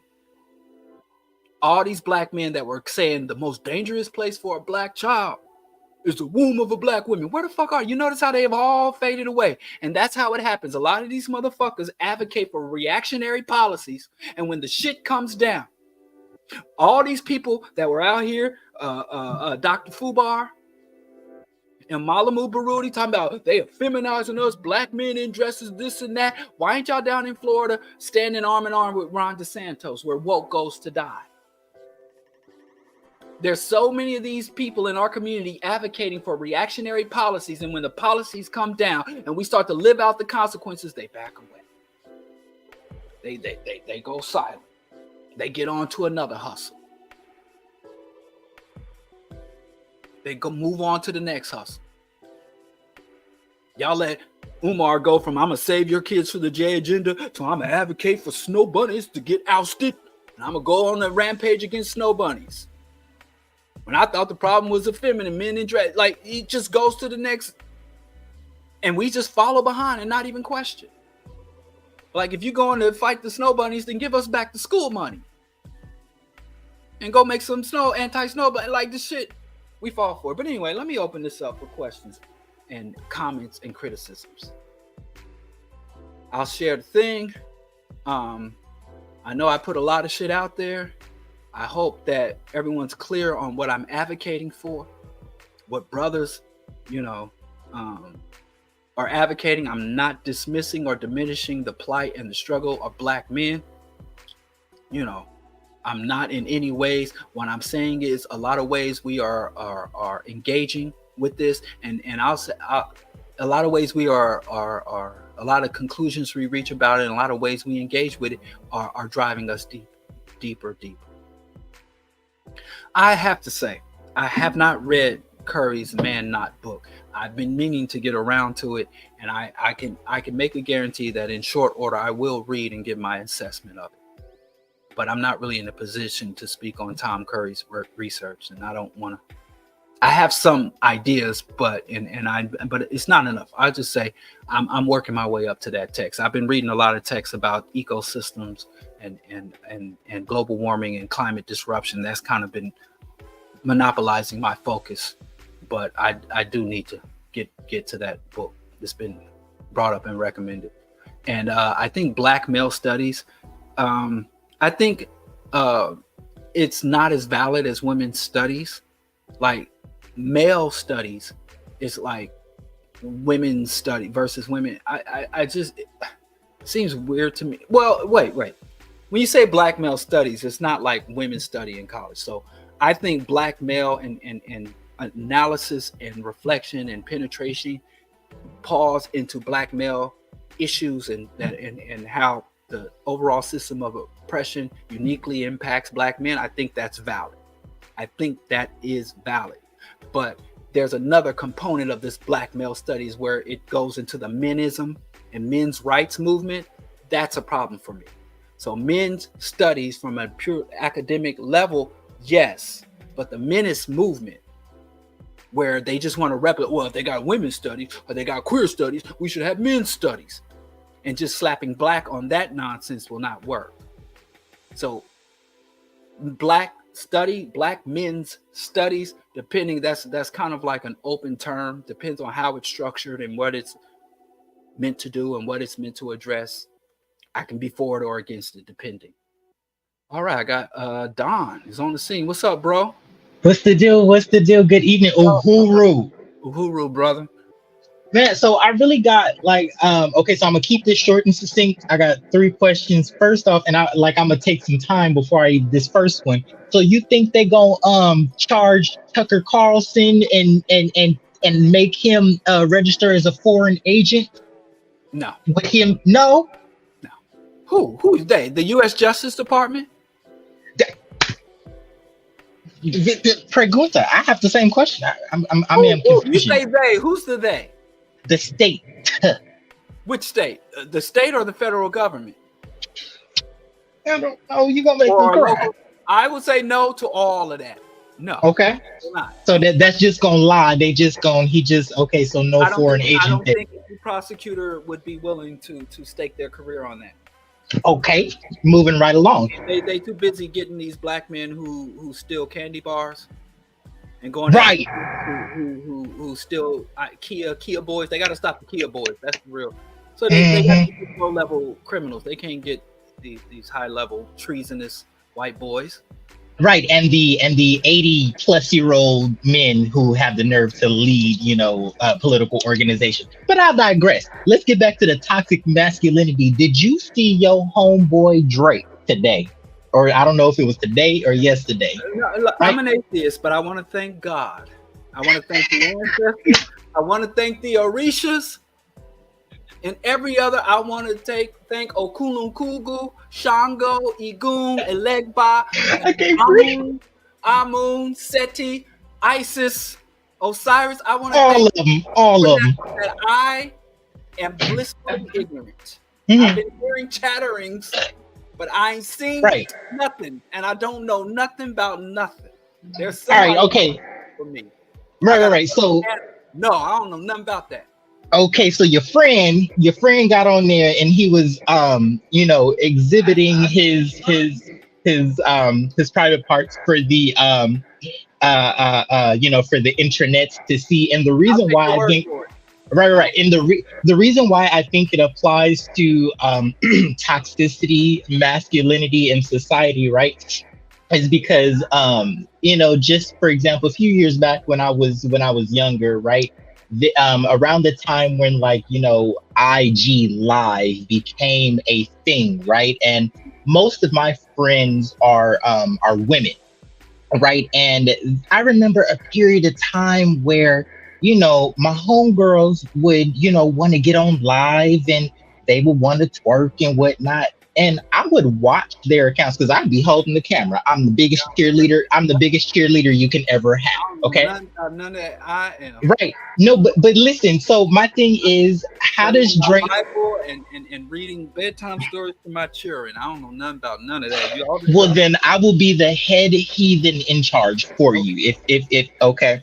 So basically, my question and my experiences as the head heathen in charge have led me to this question: how do men get on here and they get to display their replacement for therapy, which is being a gym rat?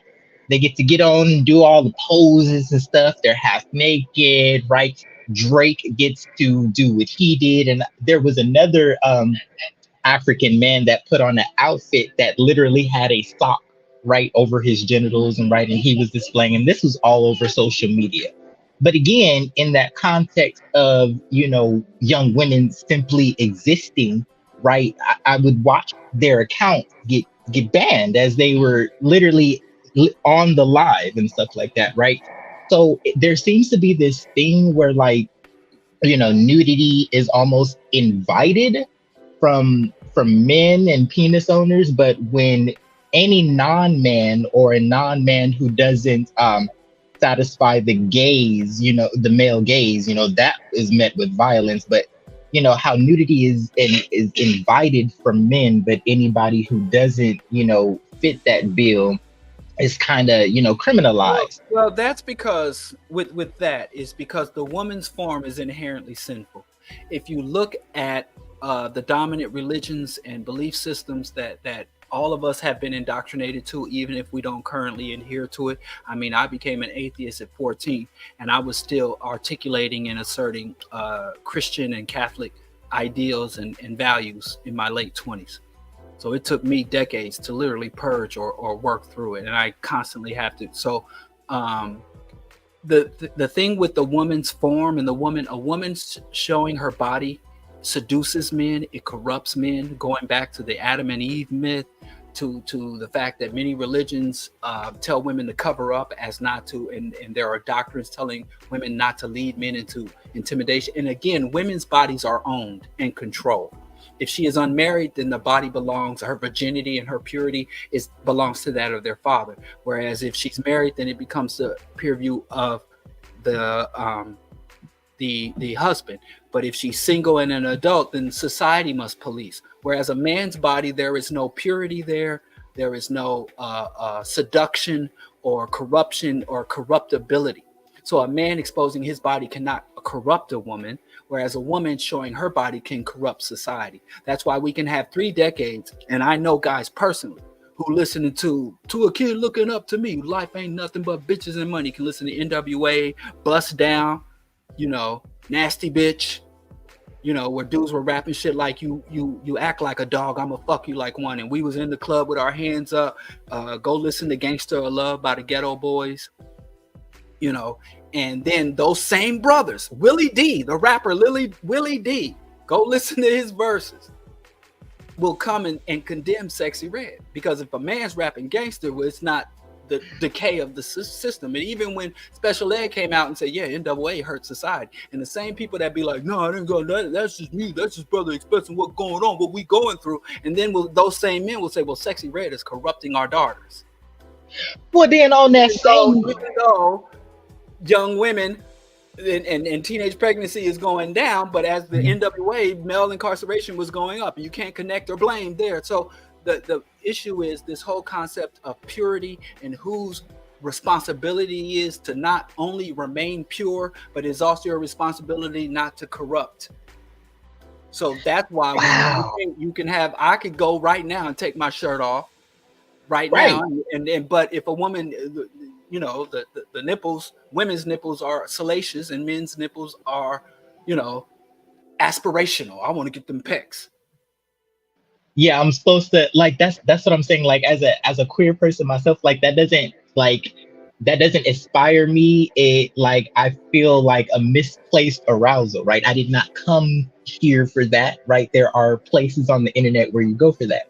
Right. But that's that. But yeah, that's the thing. And also this very concept of this fallacy of sex, of purity, and where there is pure sex and then there is corrupt sex. There is good sex and bad sex.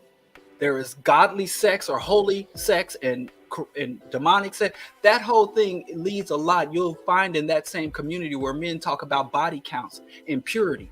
And that is a big engine that drives people towards exploitation of young girls. Don't forget soul ties. Because not only are those young women less likely to challenge me intellectually, to assert their interest in what they want, and they're haven't been passed around. And no matter how many times, like, people are kicking in the door at the drag queen story hour, they'll kick in those doors, but no matter how many scandals of systemic sexual abuse come out of the church, come out of the madrasas, where young boys come out and say, I went to the Muslim madrasa and I was touched, I was this, I was that. You'll never find these reactionary men kicking in the door of a cathedral, a tabernacle, a masjid, or a synagogue. They never kick in those doors, because the concept of purity is what validates it. And this fallacy of, oh, she's a pure woman versus she's a worldly woman. So that's all those things. And even men who claim to be secular are still deeply caught up in that.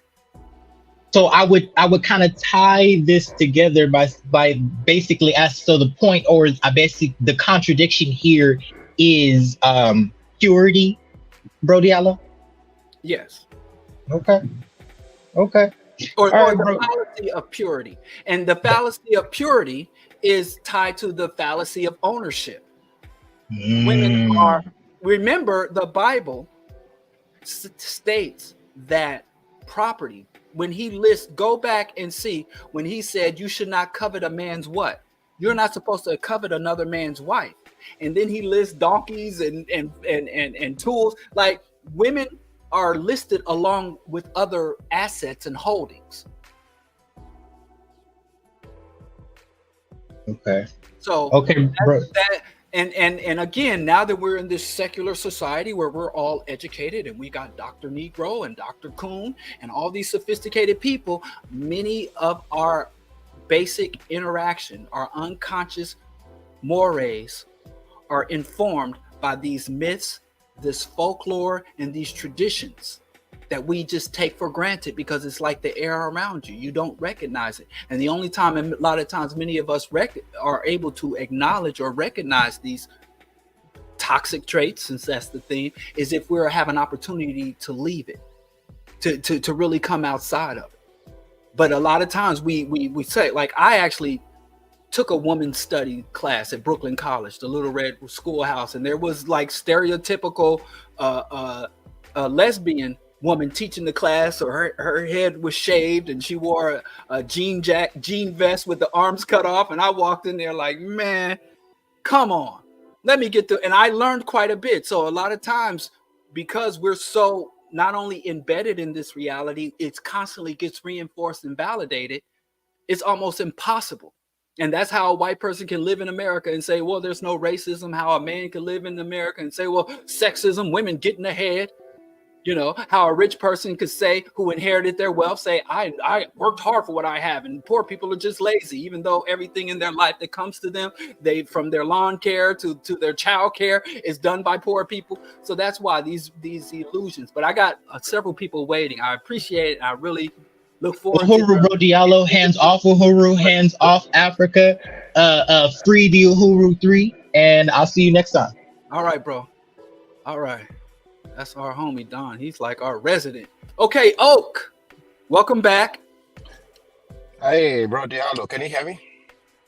Yes. Yes. Welcome. Look forward to hearing from you weekly too. What's up, Oak? I'm doing all right. I must say, big shout out to you. Big shout out to all the true Pan-Africanists out there. So today I was actually thinking about you earlier today, and I said, okay, I'm not gonna come and sing your praise, but I'm gonna verbalize one of my critique or criticism of you. Just like, well, if you go offline, I'm having glitches. So. Oh, I'm sorry. Okay. I hope the internet holds up. No, I'm playing. Go on, brother. I said questions, comments, and criticism all welcome. Go off. Like you always do say, when you love something dearly, you critique it. And so this is coming from a place of love. Okay. I remember you said you always cite science as a base of understanding. Now, I've been in the field of science. I'm actually in school for my doctorate degree in nursing. I'm a nurse. Now, Dr. Marimba Ani said something very profound. She said, every institution of white people is geared towards getting that thing that they don't have, which is power. Everything they have, all of their institution, education, science, religion, especially religion. Now, what I'm trying to say is science is the white man's way of explaining the world. As Africans, we have our own ways of explaining the world. I give an example, and I'm just gonna go off. If you want to fill a U.S. embassy form to come to America, the U.S. embassy would ask you, have you ever participated in FGM? FGM is female genital mutilation. And the United States they hate that very much. If you participate in it, you'll be permanently banned from coming to the United States. But it's a way of seeing it. But it's a cultural practice in Africa. Some people participate in it. I'm not advocating for it. I think it's ridiculous. So Africans' way of explaining certain things in their own way would do cut off the labia minora or labia majora of a woman. It's a cultural practice. Now, here in America, you will find a 16, 15, 17-year-old cut off a healthy breast, all in the name of transgenderism, but that is not categorized as female genital mutilation. So science would back it up here in America to say, oh, this person has a right because they feel like this is who they are. Now, I'm saying that we Africans, as Pan-Africanists, I don't have answers to this, but I'm saying as we Africans, until we have an alternative to define the world away from science, we will still be enslaved by their own definition of explaining the world. Okay. All right. So can I respond to the criticism? Hello? Yes. Because yes. First going to go on the record saying that I oppose female genital mutilation and I support gender identity and people transitioning. Two differences. Number one, genital mutilation is done on children, sometimes adolescents, but mostly on children. I know a young woman from Nigeria and I know a young woman from Kenya. Well, not young. They were young when I met them, but they're around my age. But when I met them in school, and they had gone through the procedure, none of them consented to it, and none of them who went through it at age of consent. Now, the young woman from Nigeria said she's glad that it happened, and if she had a daughter, she would return to Nigeria to have the procedure done on her because, like you said, it is her tradition, it is her culture, and she has embraced it. The Kenyan young ladies said that her father actually opposed it and didn't want it because he was a Christian and the Christians in Kenya did not practice it. And so the aunties and the mother conspired to have them whisked away out to the country, out to the rural areas where they still did it against the father's will. It is a complex issue, but ultimately, just like circumcision and female circumcision and male circumcision are generally done to people who are not of age of consent. As far as what you call mutilation of women or trans women who transition to male, it is not done. They do not operate on anyone that is not of age of consent. And if you follow the procedure for transitioning, these people have to go through rigorous psychological evaluation. It is a clinical process. It is not a culture or tradition process. There is no society that has a tradition of transitioning people or a culture of imposing transition.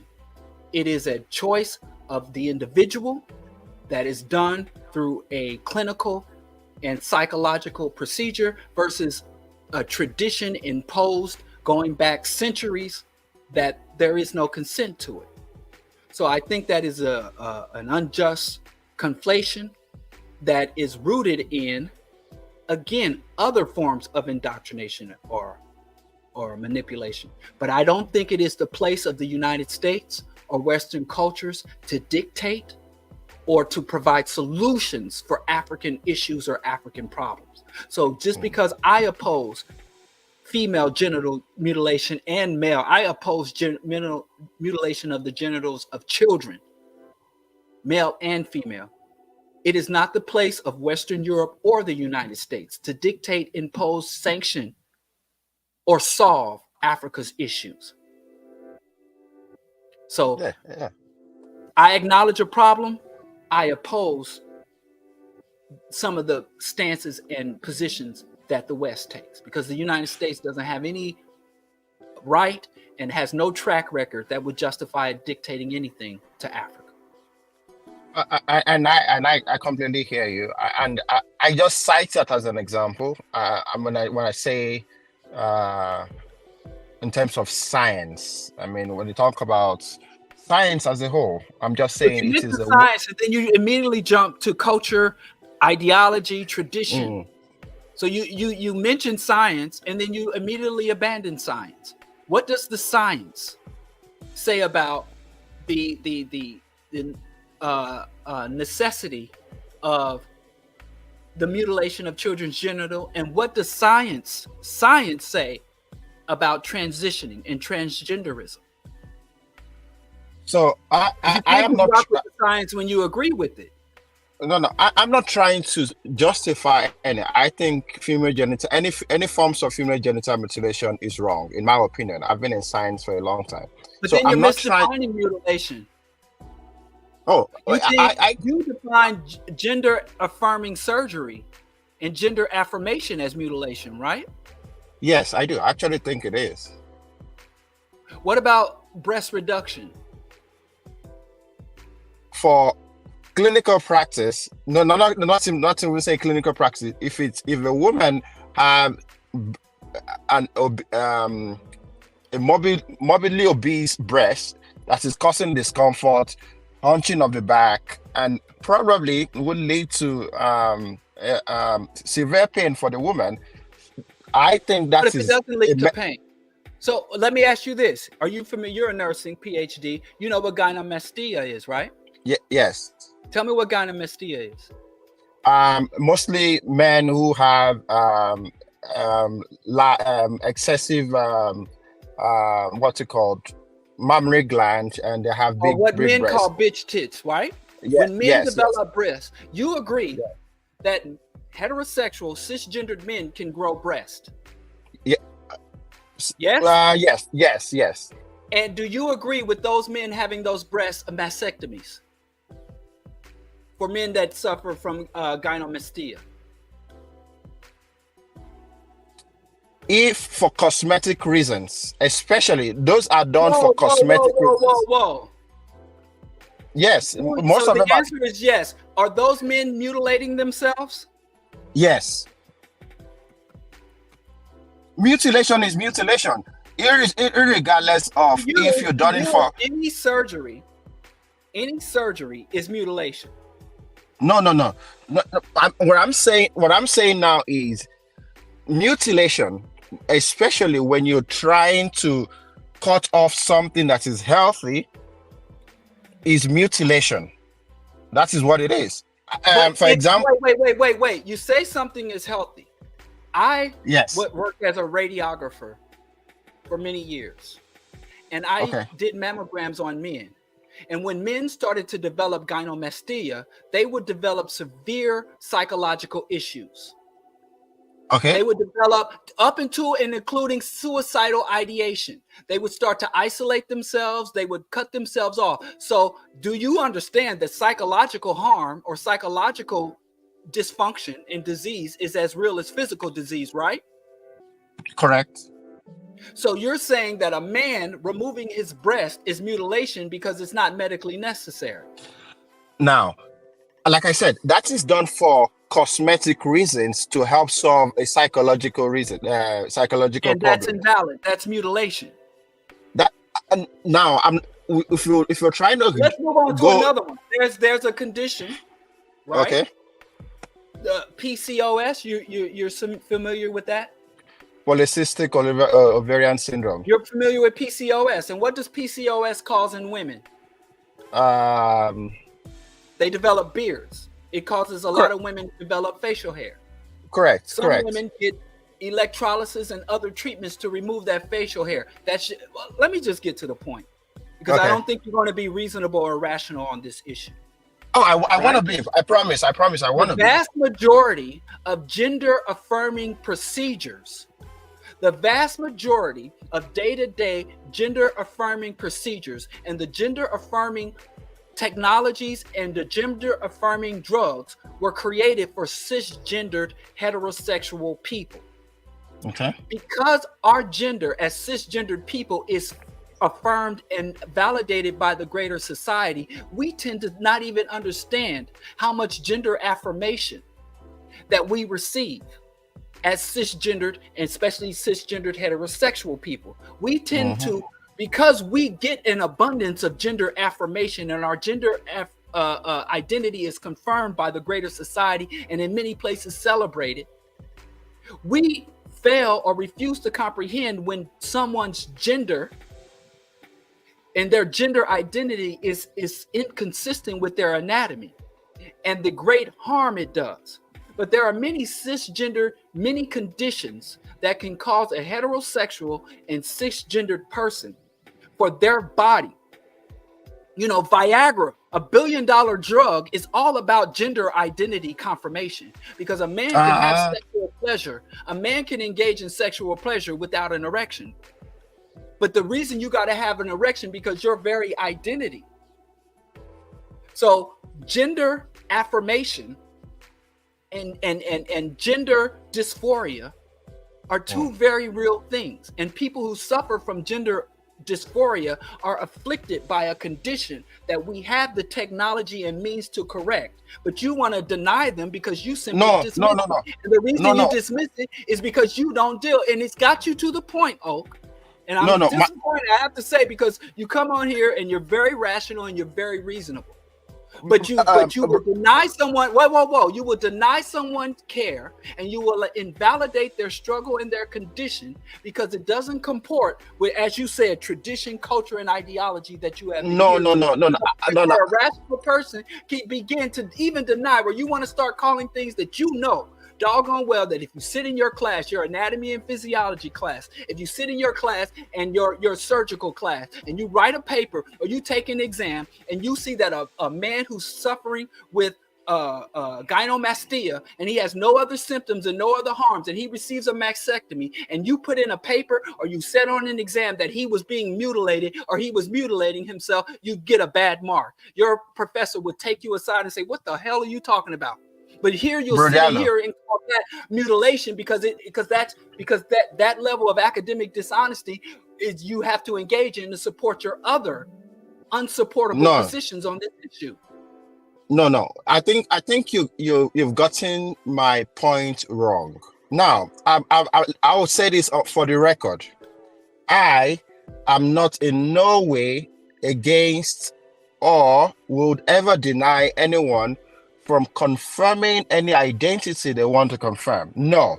What I'm saying is that Western society exercises hypocrisy and especially and uses science as a way to justify, to explain away things that's favorable to them and dismiss others. Even if it's the same thing. Here's your problem. When you want to challenge something that's wrong, you can't challenge something, because I agree. First of all, I don't really agree with this Western science. Science is simply a method. Now, anybody can use the scientific method. It is not Western. Science is not Western, and the scientific method is not Western. And in fact, the West, Europeans, the West, have been some of the biggest anti-intellectual and some of the biggest enemies of the establishment and respect of scientific knowledge and scientific norms and scientific evidence. And it really disturbs me when we Africans try to articulate these motherfuckers are killing the whole ecosystem and denying climate science and denying the West is a science denier. They're not a scientific confirmation. The West is not on the side of science. And it is the West who legislated and has a culture of persecution of gay, queer, gender non-conforming people. It is the West that were tar and feathering and truly murdering and mutilating these people because of their identity doesn't conform with their standards. That's them, that's not us. So you're trying to, at the same time you claim that you're denouncing the West, you are engaged in a Western mentality and a Western disposition. No, I am not. I am not in any way, shape, or form. I think you still don't understand my point. Let's get some agreements. Is gender confirming procedures and child genital mutilation, are they the same? In my opinion, it is the same. Then we've made no progress here. In my opinion, what I'm saying now, my point to you is, I think as Africans, we ought to be very careful when it comes to say, when you're using science as a skill of explaining the world. We have our methods. We have What are our ways. methods? What are our methods? Let me give you an example. What aspect of the scientific method is hostile or anathema to African values? I'll give an example. I don't want an example. I want you to look at the scientific method and tell me what component of the scientific method is hostile or contrary to African values or the interest of African people. Oh, very simple. Our hair, from time immemorial, has been deemed as I actually did a class very recently. Our hair is considered abnormal. If you check any anatomy and physiology textbook. Wait. Where is that in the scientific method? Where is, I asked you. I'm coming. You said our hair is deemed unnatural. What does that have to do with the scientific method? What I'm saying is, if you look at those who do this researches, and I'm not looking at those who do. I'm just talking about science. I'm not talking about any culture, any society, any race. I'm talking about science, because let's just deal with science for a moment. Okay. What component of the scientific method do you have an issue with? I'm not talking about pseudoscience. I'm not talking about inaccurate or racist conclusion derived or used to be justified by science. First, let's deal with science itself. What component of the scientific method do you oppose? Because there's many sciences. From Terminator technology to nuclear weapons, there's many components of science that I oppose. Okay. Many manifestations and products of science that I stand against. But what I'm talking about is science unto itself. Now, I think most of the instruments that are used in science, for example, statistics, like I said, statistics is one of the best ways to lie. And we have what we call publication bias in science. Those components, if you look at it properly, especially when it comes to the science used in health, is inaccurate in itself. And if you understand the instruments that is used in science, if you see how it can be easily skewed, how it can be easily used as an instrument of manipulation, it is enough to disprove. How do you challenge that? How do you challenge that? One. How did Sheikh Anta Diop? How did Dr. Finch? How do you challenge? How did the Africans who challenged that, how did they go about doing it? By denouncing science, or just saying that's white science, or did they employ the scientific method to dispel the racism and the myths and the abuse and the manipulation of data? They used science to combat it. Did they not? I think we as a society, we've not invested enough to be able to disprove it, to bring out counter research. We've been countering the research for decades. Give me examples. African scholars, African-centered radical scholars, and even progressive white scientists have been challenging and tearing shit down, from the origins of humanity up into the components of the innate and genetic criminality of the black man. Science has been real science has disproven scientific racism and pseudoscience over decades. But here's the thing. Here's the main thing about science. Okay. If you're going to truly be into science, and I have to close this here because I got like half a dozen people waiting. I'm sorry. Okay. Oh, absolutely. You can't just rock with science when you agree with it, because you go from being scientific to being pseudoscientific, and a lot of times science will give us answers and conclusions and evidence that we don't like. Right. But we have to be honest and principled enough to acknowledge that and stand on evidence. So even if you're going to say, hey, I think transgenderism is illegitimate, don't play around and start to use thousands of children to justify your opposition to transgenderism. The victims of female genital mutilation don't deserve that. They don't deserve it.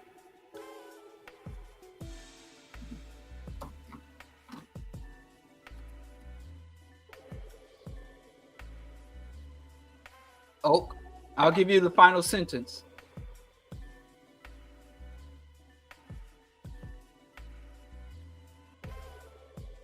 Hello? You're gone. The average age of a child getting genital mutilation is from birth up to 15. In the US and most Western countries, you can't even begin your transition until you're 18. And again, like I said, you need physician, unless you go and get some black market procedure, which that's out of it. But anyway, I think he's gone. So sorry about that. 1 and 1. Oh. What's up, bro? Hey, can you hear me? Yes. I'm perfect. Sorry about that. But we got a lot of people waiting, and we're well over time, so we're gonna have to try to speed run. I'm really sorry. Sure, no problem. I just want to say, Diallo, you're always on fire. Thank you so much for speaking up for us Black secularists. We are, because we are such a minority in the global Black community, and thank you for speaking up for the trans community. There's not many leftists that are speaking up for the T and LGBTQIA+, and that was really great of you to have pushed back against some of. Well, they don't need us to speak up. According to the right, according to the Republicans, they're the most powerful people in this society that can cancel anybody that says anything about them. They're taking over society. It's not just the MAGA white man's party that believes that. It's also Dave Chappelle, who can't seem to get over his transphobia, and apparently, there's not enough ridiculous right-wing assholes and white supremacists to mock. He really, really is committed to this. What? He mocks the right wing? I thought he was playing foot. I thought he was no. With Joe Rogan, he doesn't. What I was trying to say is that we have so much ridiculous right-wing assholes, white supremacist assholes that he could easily use in his material, but instead he's being a transphobic, asshole. But well, they canceled him. I'm trying my best to get canceled, because if I can get half a dozen, they haven't canceled him. He keeps getting $20 million per special. God, cancel me, gosh. Cancellation is the goal. So he's been canceled. Poor Dave Chappelle. But transgenders have dealt with him. He's done, right? We'll never see or hear from him again. He'll never make another dollar. If only we can get rid of all of those stand with Ukraine hypocrites and all of those I'm a socialist, liberal, progressive on everything except Palestine. I stand with Ukraine. Whereas I like to say the regressive on everything, especially Palestine. Yes. Yeah. But what I really wanted to talk to you about is, first, I actually, I just wanted to respond to what you were saying about, machismo, toxic masculinity, and so forth, and and just say, I used to be like a big, Eminem fan, back in my, libertarian youth and so forth, but I have to say, like, if anyone of good conscience who is an ally in the fight against patriarchy and heteronormativity, Eminem's music has not aged well at all. I don't know. Because listen. Yeah. The only after Beastie Boys and Paul Revere, that was probably my last time engaging with white rappers. I don't know. I don't know. But what about G-Eazy and Mac Miller? I mean, they're okay. I don't know. What about? I don't know who you talking about. Really? Who? Okay. Who that I'll send you some stuff. No, you won't. No, the hell you won't. I do just want to say, and yes, I don't need listen. When you got something in abundance, Papa D does. Listen. Yeah. Here's my thing. I don't mind going to white folks for stuff. But I don't go to white folks for nothing I got in abundance at home. Fair enough, yeah. You know, so if I want to hear some death metal, it's not a lot of death metal out there coming from my community. You know, so I'll go over there and mess around with some death metal, some industrial house or that industrial rave. But hip hop, I don't have to go over. I don't have to step out for that. I got a lot of homegrown stuff. You know, I mean, listening to a white rapper is like being a Inuit person going to Florida to get ice. You know, I don't have to go over there for that. I don't have to go over there for that. Well, anywho, but that's like black people listening to rap music is like white people going on like those plantation strips where black people beat them and call them slaves and shit. Like, I don't have any oppression, but I want to feel like what it's like you going on safari. I don't need to go on a rap safari. Let me just say the following, folks. Check out Mac Miller, check out G-Eazy, and Third Base, Criminally Underrated. The views and positions expressed by Yuri did not reflect the rational radicals of Bro Diallo. Exactly. But here's something that you and I will definitely agree on 100%, of Brother Diallo, which is the following, because it is Black History Month, and I really liked how you were pushing back against against Fulmar and the black grifter class that that pollutes our community, as well as the black organized religion, which always kneecaps our people power movement. But I've noticed something though. This is a criticism towards the whites. Towards the white socialists and the white Marxists. Have you noticed this trend that's been going on, where you have people who prop up, and these are often white socialists, white Marxists.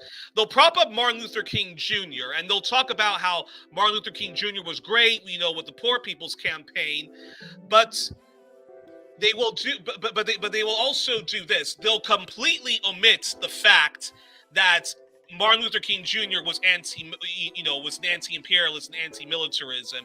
You see black liberals do this. But you see also socialists like the Bernie Sanders of the world. They'll deliberately talk about the Poor People's Campaign, but they'll completely omit the fact that, dude, Martin Luther King Jr., he not only was like a radical socialist at home, but he was an anti-imperialist abroad and so forth. And then you also have this very disturbing thing where you have people who, you were mentioning people who talked about Fred Hampton, and they'll say that, Fred Hampton talked to white supremacists, but it's like, dude, Fred Hampton, like, yes, he was all about, trying to convert, people to leftism, not just black leftism, but leftism. But that doesn't mean that he would be one of these people who's all against, like, talking about identity politics and these and these reactionary assholes who are all I'm anti-woke, which is completely which is dog whistle for, don't talk to me about white supremacy. Don't talk to me about anti-black, and don't you dare talk to me about heteronormativity and standing up for trans people. And I'm curious your response to all I just said. Yeah, I agree with most of it. I agree with it. I appreciate it. I wish I could get more into it, but I got some people waiting, and I'm gonna have to wrap it up. But yeah, I think you make some really good points. And I appreciate you listening and tuning in. I appreciate your invitation, and I hope I get another one. Well, listen, keep up the great work you do. And just recently, your appearance on 1+1 was very popular. Lots of people loved you. Even the people who disagree with you about Afro-pessimism, they were all saying to me, I didn't say nothing about no Afro-pessimism. I didn't say nothing about nothing. I just don't like the terminology. I don't like the branding. Well, listen, Brother Diallo, open invite to come back on 1+1. It was great to have you on, and it is Black History Month, so please come back on and give all my best to the Black Power Media family, especially your co-hosts on Earn Your Liberation, Dr. Gerald Bralangici. So all right, keep I up the great definitely work will, you bro. do. All right, peace. All right, we got to keep this down to like 1 to 2 sentences. Papa Diaz. Peace. What's going on, man? I'm well, bro. Good, good, good. You had a couple long conversations, so let me get right to it. Again, appreciate your work. Like a lot of things you're speaking about. One of the things I'm wondering is first question, what do you see in the next coming years that we as non-white people should really pay attention to as far as the system and how it keeps taking us, basically creating spaces for us to kind of like to assimilate, because that's what I see more and more often is we've been assimilating into the system more and more, and we're not recognizing these points and phrases were actually being used and subjugated. It's fascinating to me, but and when you bring it up to people, it tends to kind of cause a lot of friction. But what are some of the things that you say like right from jump? You should be like, hey, be mindful of this, be mindful of that. Obviously, language first, but please. Number one is climate change. Understanding the impacts of climate change will have on your local and regional environment, and making sure you build up a community of both awareness and resiliency to the various climate catastrophes, and not fall into this reactionary survivalist or prepper idea of arming yourself and hoarding resources, but having a humane and cooperative network. That's number one. Number two, cultivating revolutionary ideology and combating menticide, and then organizing around radical analysis and make sure secular critical thinking is at the fore of all proposed actions. And finally, you have to be Pan-African. The system that oppresses us and exploits us is global. So as you work locally, as you reach out regionally, you always have to make sure you establish and maintain understanding and ties with the international, the Caribbean, Central and South America, definitely the African continent. So ecological, radical, and Pan-African. Everything must be identified as that and grow out of that, whatever individual actions you're taking. And I'm going to have to move on. I appreciate the question. All right. And, definitely call back. Hopefully we'll have more time in the future. Okay. Question, comment, or criticism. 1 to 2 sentences. Land back indigenous world. Going once, going twice. Sorry. Adam and Eve explain sexism. Most biblical atheists. Question, comment, criticism. 1, 2 sentences. Can you hear me? Yep, loud and clear. All right, perfect. And I apologize if the audio is bad. So I don't want to, take up too much time. This is the same dude that called before. You probably gonna recognize my voice. Yeah. You have mentioned now, and I'm not trying to pick a fight either. Yes, Ukraine plague. But you mentioned the Bible a couple times. I've been listening, and I ain't, I'm not trying to hate or nothing, and I'm an atheist, I promise you. So the only reason why I think it's necessary to mention, as I think you would agree, to mention those books is because that is the perspective of a lot of these people who are our opponents, our ideological opponent, so to speak. And we have to learn. Okay, all right, go ahead. I'm going to respond, and then I got to move on. I mentioned those books in the context of culture, tradition, identity, and practices. I did not mention those books as references for history. But my criticism of you is not quoting the Bible. My criticism of you is quoting Bible folklore and Bible mythology as history. When you talked about Noah and his descendants, and Noah has no descendants because Noah never existed, nor did Moses. There's no evidence in the archaeological or historical record of these people's existing. So that's my criticism. I didn't say you can't quote the Bible as an atheist or reference the Bible as an atheist, especially when you're critiquing or trying to understand components of Western culture, sexism, racism. But you shouldn't, it's inappropriate to refer to the Bible as history or as a historical document or to support a historical claim. I have a quick analogy. It may be bad, but I promise you I'm going to go as fast as possible. 2 sentences, go for it. All right. To me, that's like if I were to break into your house and, take everybody hostage and then say, oh, my story of how I, came in here was, I just spread love and everybody just happened to end up taken hostage. If that's the story that I claim, you see what I'm saying? Then I think it's important to look at the fact that I'm willing to lie and what my lie says, you see what I'm saying? What my lie happens to say, because it may contain valuable information that happens to reference the part. Okay, all right, that's it. Next time, but continue to grow in your atheism, my brother. Yes, sir. Okay, Sasha, going once. Hi, Diallo. Oh, you got on here. Excuse me, I'm recovering from a cold, so That's excuse all my right. voice. Okay, let me just get my mask. Basically, Okay, I wanted to draw back on what Oak was saying about science and how You're gonna take us back there. You the last caller of the night. You about to take us back to the trenches. Okay, because I think that I am interpreting his point, if I have it right, basically that science can be a narrowing thing to our scope, like when we bring it into conversations as a way to like prove something about the bigger whole, it can be restrictive because what we reference in science and the institutions that it's built upon are reliant on colonial structures.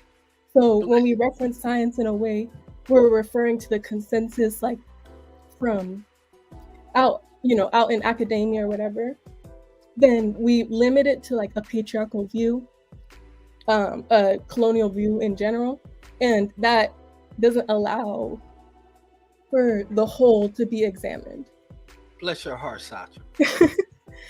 Yeah, because I think a better right. You're right and you're wrong. Number one, you're right in what you're saying, but you're wrong in saying that's what Oak was saying. That is not what Oak was saying. I think that a better Bless your heart. I don't know if he's your uncle or somebody weird to this. I don't know if you want me to hook out. You trying to get his number and impress, but you come in here cleaning up that mess he dumped on the floor. I think you're confirming stereotypes. A man makes a mess, and here comes a sister to clean it up. We're trying to break those traditions. There's something important though. Sister's back. The important thing there. Say that. He did not articulate that, and that was not his goal and not what he achieved. That wasn't what he set out to do, and that ain't what he was saying. But bless your heart. I wish I had that skill. Because you came in let me just say you dressed that pig, but go on, don't waste, stop wasting your makeup. Stop casting no. Let me just say, I think that if he would have made a better comparison to like female genital mutilation between here in the US, we take for granted like circumcision. We take for granted as like a cultural practice, so it limits us to our cultural view. Those are too, right. The certain procedures and the certain quote unquote facts that have been validated by the institutional powers. So another like example of where this happens is like with midwives. They are not the privileged birth care people in our society because of the way that biomedicine has been like shaped to be like the only valid way to go about certain human, like natural human processes. I listen, I don't want to take away a person's, and we got so few people that are pure of heart and really look for the best in others, so I don't want to corrupt that in you. But Oak's goal was to invalidate gender confirming procedures, and he wanted to invalidate transgender people. So if he had used a more accurate comparison, such as the routine circumcision of young boys in the West and in Jewish and Christian societies, if he had used an accurate example, he would have never had an opportunity to target transgender procedures, transgender science, and the transgender community. His goal was not to point out the hypocrisy of the US. His goal was to invalidate transgenderism. Yeah, and that is like, and you, bless your heart, believe that he was just not very good at articulating his point. He was very good at articulating his point and his motivation. But the problem is, as I told him, he didn't really have any scientific support for his position because the scientific community various scientific, from the surgical and medical to the psychological and even the soft sciences of culture and gender identity. Those sciences don't agree with him. So he attacked Western science, and he attacked science and tried to dismiss it as white. And then he wanted to exploit, because he wanted to take a legitimate atrocity, because he wants to identify something that isn't an atrocity as an atrocity. So he tried to merge this one atrocity with another and then dismiss the science that invalidates his conclusions. So, but for you to look at that and be like, he was simply a man trying to call out social or cultural or imperialism, or call out hypocrisy of the Western powers. Bless your heart. But I want you to stay with that, because I mean, that level of I know I was denouncing the fallacy of purity, but I appreciate that you have such faith in others. Well, thank you for taking me. Have a good night. You have a good night too. All right. This is probably the worst time to do this, but like, share, subscribe, support. I know I done rubbed some of y'all the wrong way, because I done said some things I didn't have to say, and but I still appreciate you people who were able to stick with it. We have to continue this discussion, but remember that when we are looking for not to address symptoms, we're not looking to skim surfaces. We are looking to get to the root and end unjust hierarchy, systems of exploitation, and destruction of the ecosystems. We need revolution, and even things that we don't really associate with revolution or liberation or can be key or central. And you cannot call for, as my wife always say, you can't cry liberation with your foot on someone else's neck. You can't cry liberation with your foot on someone else's neck. So as you call for freedom for your group, you cannot articulate or advocate for oppression of any other group. Even if you're not directly involved in that struggle or even aware of that, you can't cry liberation with your foot on someone else's neck. So you can't talk about the struggles of men and not acknowledge sexism and misogyny. You can't talk about the struggles of Black folks and then dismiss the oppression of LGBTQ and people. Plus people. Don't cry freedom with your someone else's neck. It ain't no such thing as halfway revolution or halfway liberation or halfway crooks. So with that, I leave you. I appreciate y'all coming through, and I will see y'all this Friday with Earn Your Liberation on Black Power Media. And again, we miss Skip. He should be back week after next. Every first and third Wednesday, we get the Rational Radicals.